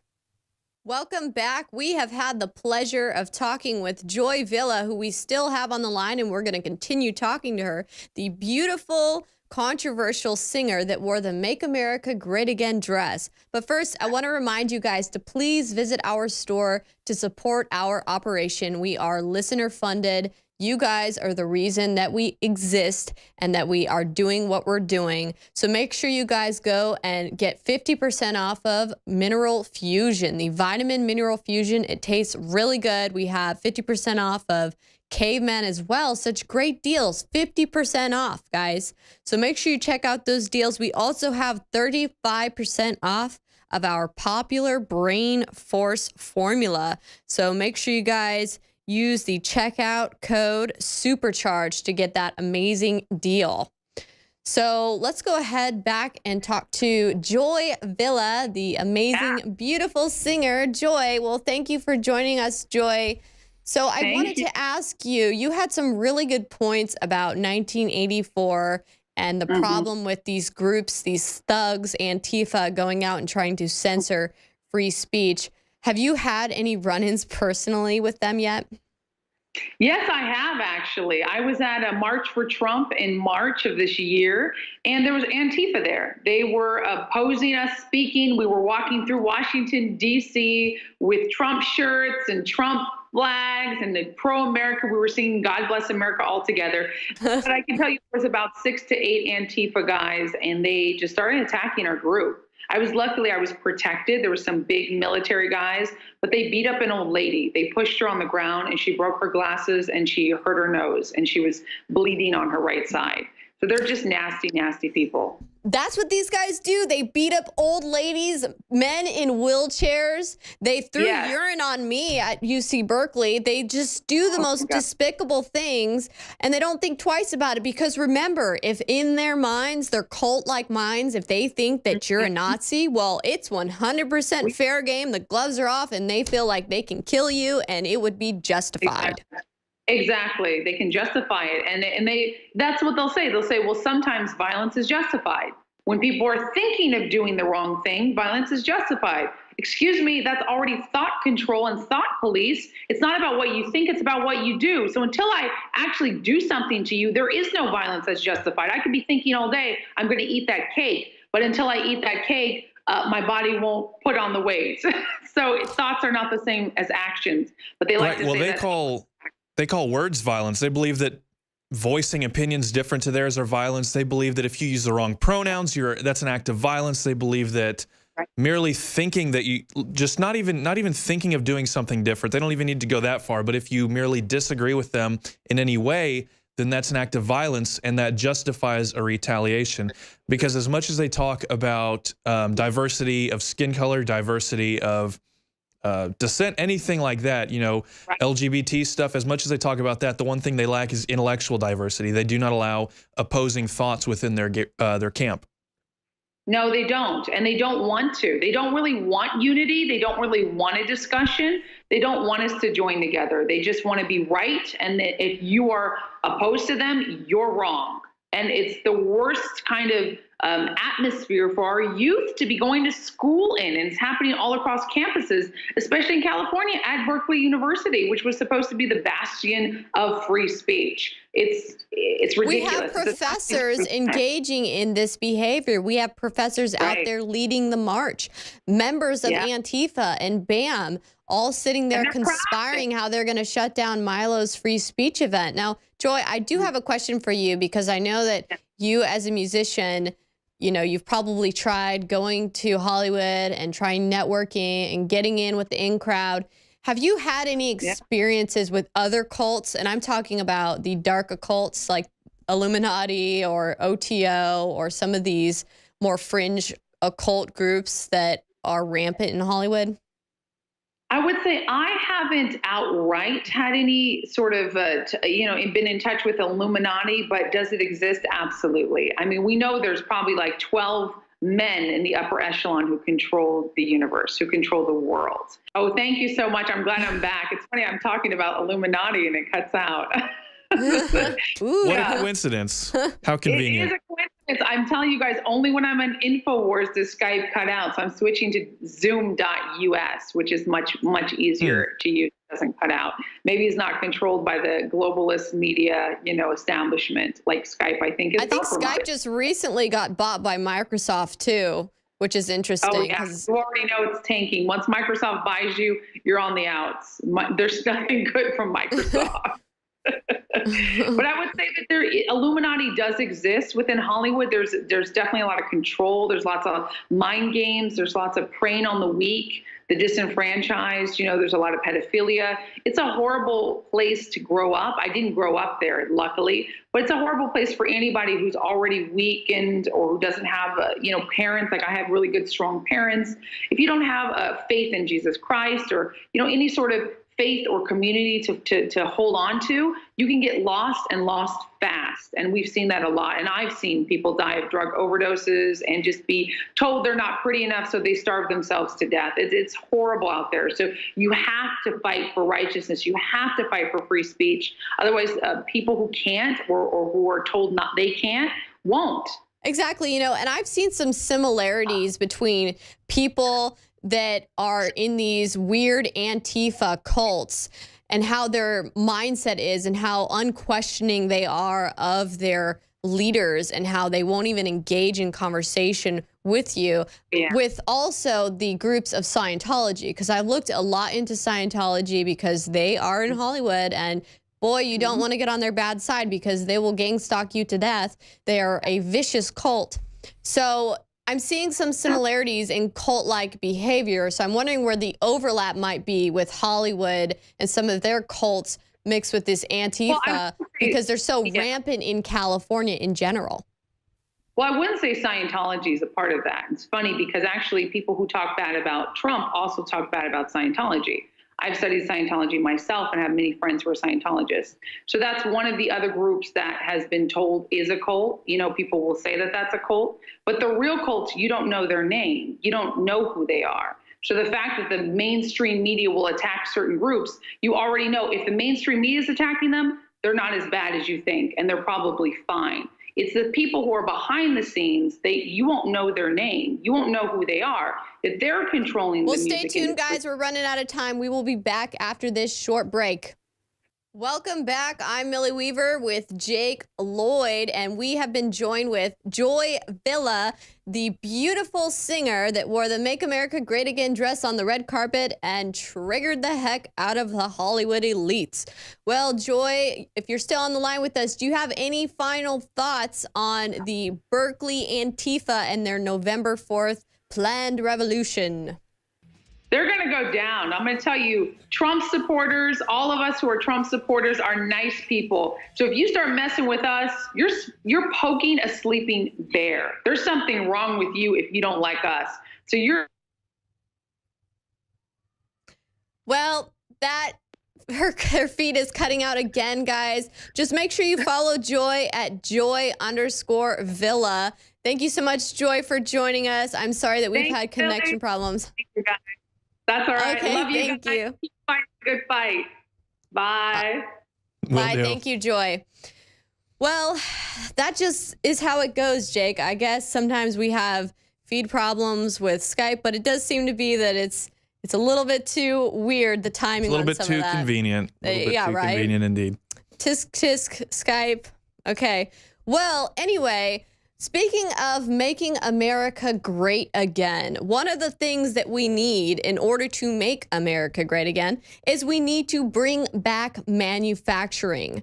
That is a huge part of bringing back our jobs and making it so that Americans can rely on the manufacturing industry to compete worldwide. And right now we have this problem where the manufacturers have all but went overseas because the way that the competition works, you have to in order to survive. And we're going to be talking with Troy Churchill, who has been manufacturing and in the manufacturing industry for over 25 years. He's got tons of experience. He's been a consultant for manufacturers worldwide, and he knows exactly why and what happened to manufacturing in America, and hopefully he can give us some insights on what we need to do to bring it back so that we can make America great again. So do we have Troy on the line?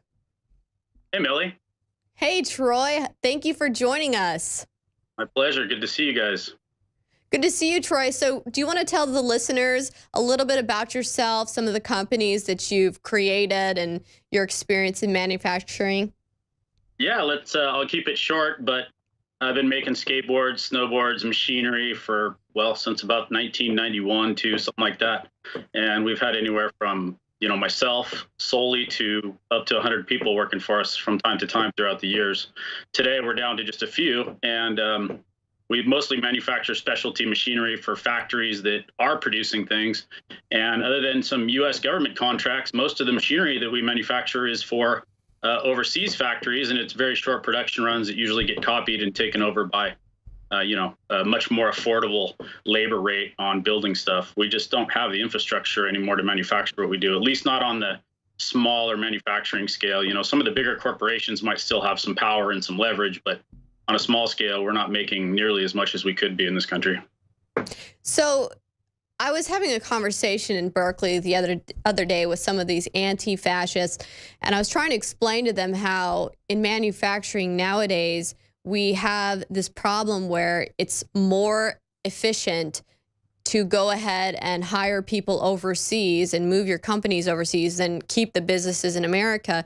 Can you explain to us how that happened and what are the differences in wages for Americans versus foreign workers?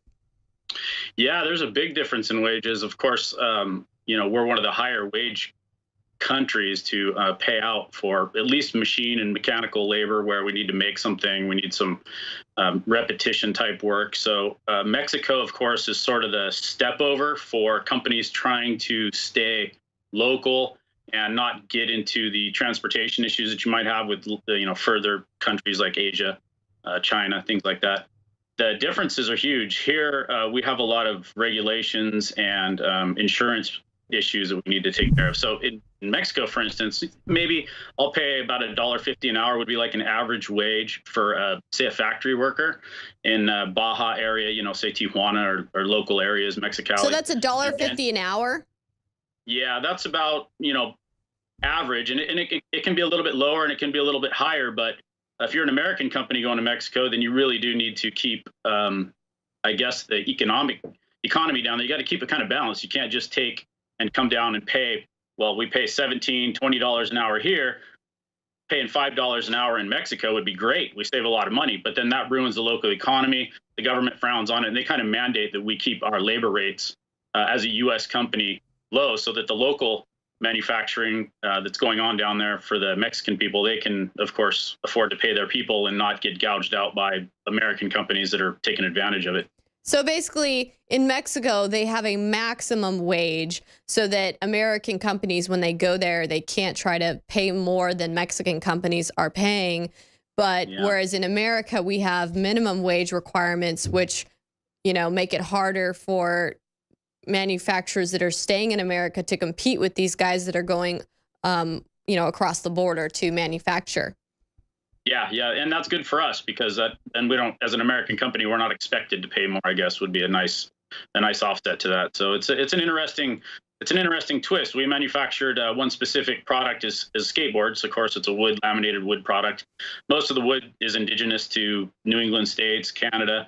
The glue systems and all of the raw materials are pretty local, which kept it sort of tied to the U.S. for a little while. But then China figured it out. They've realized that they could bring wood over in empty containers from Canada to factories in Asia and then actually still produce a much cheaper product due to labor. It's a very kind of labor-intensive manufacturing process. Then they bring the product over here, and we still can't compete, even as having the raw materials local. So that's a really interesting twist. And then, of course, we mix in government regulations and all kinds of different variables that are pressed on manufacturing, specifically in the U.S. and East Coast and West Coast.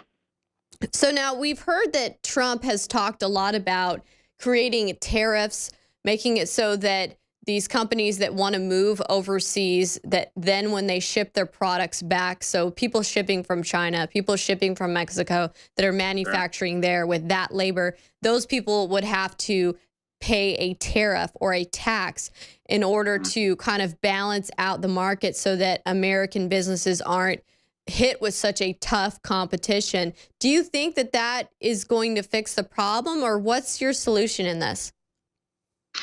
Coming from a smaller manufacturing entity, someone that doesn't have a giant corporation and subsidies and lobbyist control and things like that behind me and other business. I don't know what the percentages of, sort of the middle class business in the U.S., but for us to get any kind of opportunity to bring manufacturing back here, first of all, it's a great direction. We need it, obviously. I don't think it's any kind of a racist thing or anything like that to bring work back here. But one of the things that we do have to figure out is how to allow businesses to hire people. That's really one of our biggest issues. How can we hire more people without heavy regulations, but also be fair to the working populace? We can't just take advantage. I mean, we got unions, we have workman's compensation insurances, and we have a lot of things to really kind of incentivize the employee, and then the employer has to make up for all of that. They have to sort of figure out how to incorporate that into their product. Exactly. It's interesting. our manufacturing industry has been hit so hard by these unfair trade deals like NAFTA, and if the TPP would have went through, that would have been really bad as well. But we're going to be continuing on with this interview on the other side of this break with Troy Churchill, who has been manufacturing for many years. So stay tuned, guys. We will be back after this break.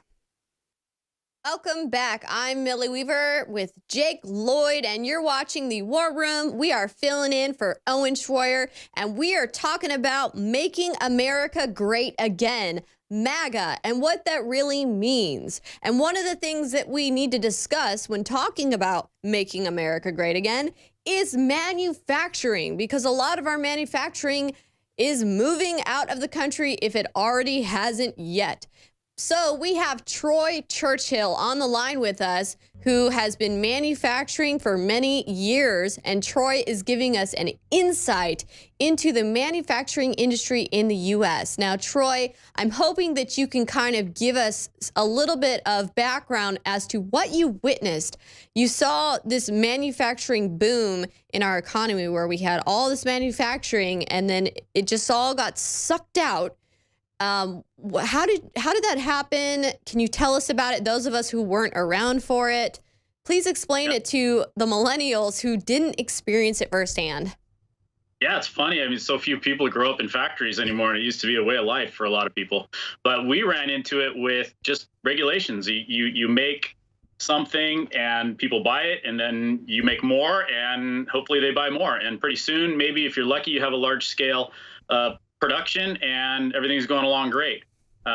As we get more government, as we get more regulations, as we need cleaner air and we need a better working environment for people, you start getting regulations, and that really comes down to heavy overregulations. Of course, we have to have clean air. Of course, I mean, we're the leader, I think, trying to set an example. So we're going to get really hit heavy.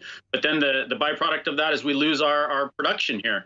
And all of a sudden, it's cheaper for companies, say myself even, to go overseas. I'm next looking at going to, say, China to make a product. They can make it a lot of times faster now. They can make it as good in most cases with a little bit of quality control checking here and there. And then also it's able to be landed at your door for a better rate than we can even conceive of. So the infrastructure at this point probably is reasonably damaged. And that's why President Trump is hopefully focused on figuring out how to circumvent that. Yeah, and you raised a really interesting point right there. You said people used to grow up in factories. Like, I mean, I know that my grandfather used to work. He worked at a factory all his life, and then my dad ended up working at the same factory as he was a young man before he moved to Texas. So it was kind of a way of life. That entire town was employed by one or two factories at that point. Now, a lot of people these days say that the United States economy has moved past manufacturing, that we don't need it anymore. We're more in a service-based economy. What is your response to those people when they say things along those lines? I think if you break it down, we want to make stuff. I mean, that's what it's all about. I mean, that's what made allegedly America sort of a great place, right? We make things. We make great automobiles. At one time, we had the highest labor rate in the world. We paid more to the people that worked at these companies than the rest of the world paid the people in their factories. And yet we were still able to sell at a better price and able to make a better quality product. So how did we pay more money to people to build these products in the past, and then still we're very competitive in both quality and price with these products? What happened? Where did it go wrong? What is the negative here? And I think really it just comes down to the fact that let's break it down to this. We have two entities sort of in the commercial world, really. We've got an employee and an employer. Employer is going to be a mom and pop shop, smaller amount of people working with them. And then, of course, there's the big corporations. And the big corporations have still really strong potential for making money in the U.S. because they have subsidies and maybe a little bit more support from local regulations and government agencies. But at the end of the day, it's going to be tough to bring it back. It's just not reasonable to jump back in and make something here and be competitive. I don't know how we can be competitive at this point with the amount of regulations that we're forced to check. And I have lots of examples that may be interesting, but for right now, that pretty much is it. How was it that it used to be? It used to be, efficient to manufacture in the U.S. and now it's not. What changed? Is it just that China has become more competitive and more regulations? Great. It's a great question. And the only thing I can put together on that is, for whatever reason, whatever the government structure is in, say, China, they seem to support the businesses in the country. Their local businesses are important to them. They subsidize them with shipping.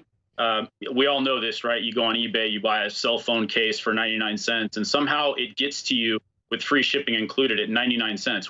That same cell phone case to ship here is $2, $3 to ship minimum, not to mention the cost to make it and the materials. So that's a very unusual thing. And for us to ship that same product to China is going to be, and I'm going to take a guess at this, but it's going to be somewhere between $10 and $25. You know, it's really difficult to ship products out of this country because they're subsidized.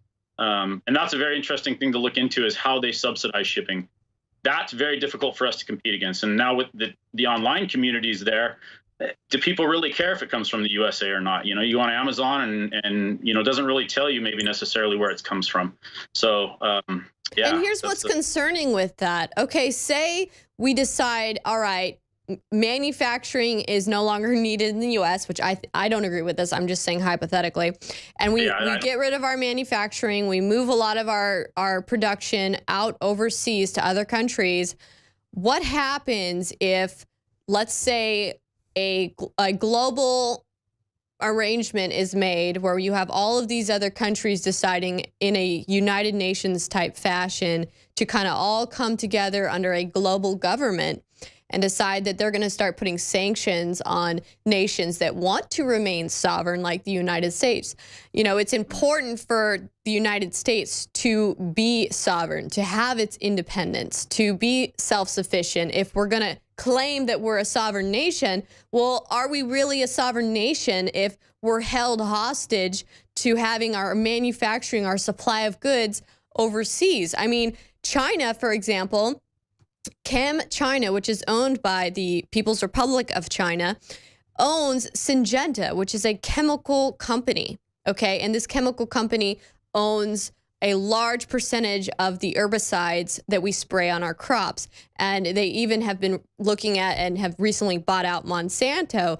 So when you have China, who now has bought up over 30% of the world's food supply, the ability to farm and produce agriculture, that's a major move that they're making on a strategico board, okay? And what's going to happen to the United States if we continue to allow our manufacturing to leave and to allow these big players like China and Russia to have these advantages over us?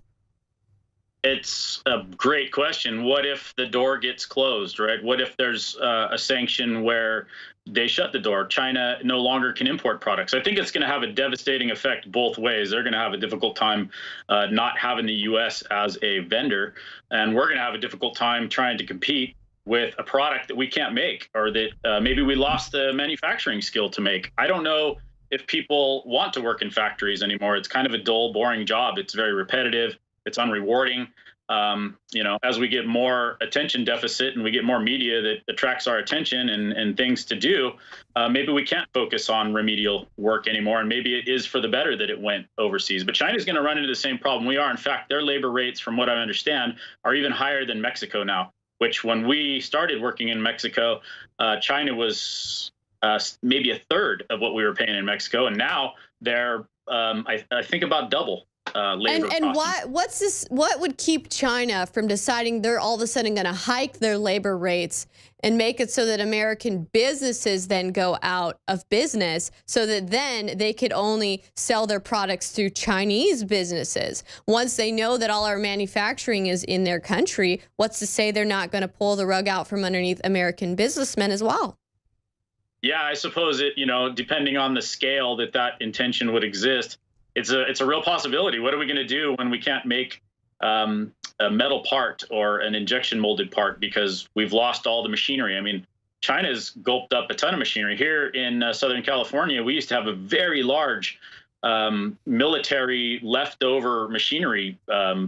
We could buy machines all day long from military companies that have closed up and moved out. There used to be a lot of manufacturing here. There's nothing now. The machinery dealers are all essentially gone. Used machinery is really small scale now, something you'd put in your garage or something. The factories are smaller, and we are a service industry. So if we do have to come back and bring it back here, I think it's going to be a more than a one-term process, and it may be a multi, Well, luckily, we do have a president that is cutting regulations at a record speed. He's doing that. He's also placing sanctions and tariffs on China and other foreign actors. So that's good. We'll have to see exactly where that's going to go in the future. Exactly. At least we should have our weapons being manufactured and made in America. And hopefully, Trump, we have the right president for the right job. He's going to make America great again. Well, that's all for today, folks. Thank you so much for tuning in to us on The War Room.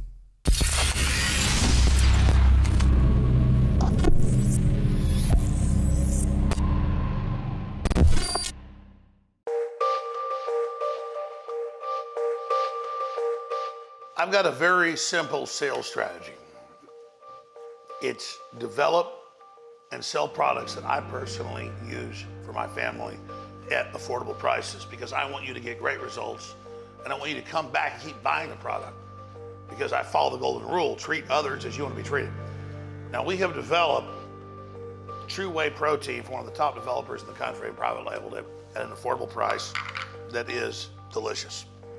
I put the whey in, and ours is the best for the price it is. It's high quality, with either strawberry or chocolate flavored bone broth that has obviously incredible benefits. And you mix this together and you put in some organic milk, you put in some strawberries, some blueberries, some cherries. It's amazing. And I've gotten spoiled to this. I'm gonna be honest with you. In the last 6 months as we developed this product and I was testing it, the energy it gives me, the meal replacement, all of it has spoiled me. And you can add fruit to it if you want. You can add ice to it if you want. But the True Whey protein with the caveman formula together is simply incredible.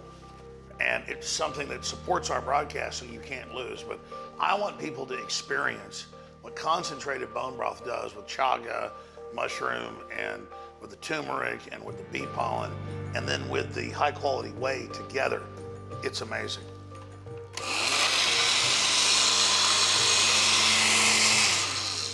This is a true superfood. Of the 30 plus products we put out that are all great, this one is the most amazing. When it just comes to, I take this for breakfast, I'm not hungry till like 6, 7 at night, and I have so much energy. But it spoiled me because I used to work out to not be overweight. Now, this has changed my whole life. Bone broth is so amazing. Mixed with high quality whey, it's even more incredible. Mixed with some berries and some high quality organic milk, it's delicious. It's all available at InfoWarsStore.com. And you can't lose because you're supporting the broadcast. Thank you all for your support. Find out why Caveman and our True Whey is so game-changing at InfoWarsStore.com. Every morning before I start writing or shooting a video, I take 2 capsules of Brain Force for a sustainable burst of energy. This is, without question, the most powerful nootropic I've ever taken, and it comes without any of the crashes or the jitters associated with energy drinks. It's additive-free, nothing artificial. It's Brain Force Plus. Read thousands of 5-star independent reviews right now and get your Brain Force Plus at InfoWarsLife.com.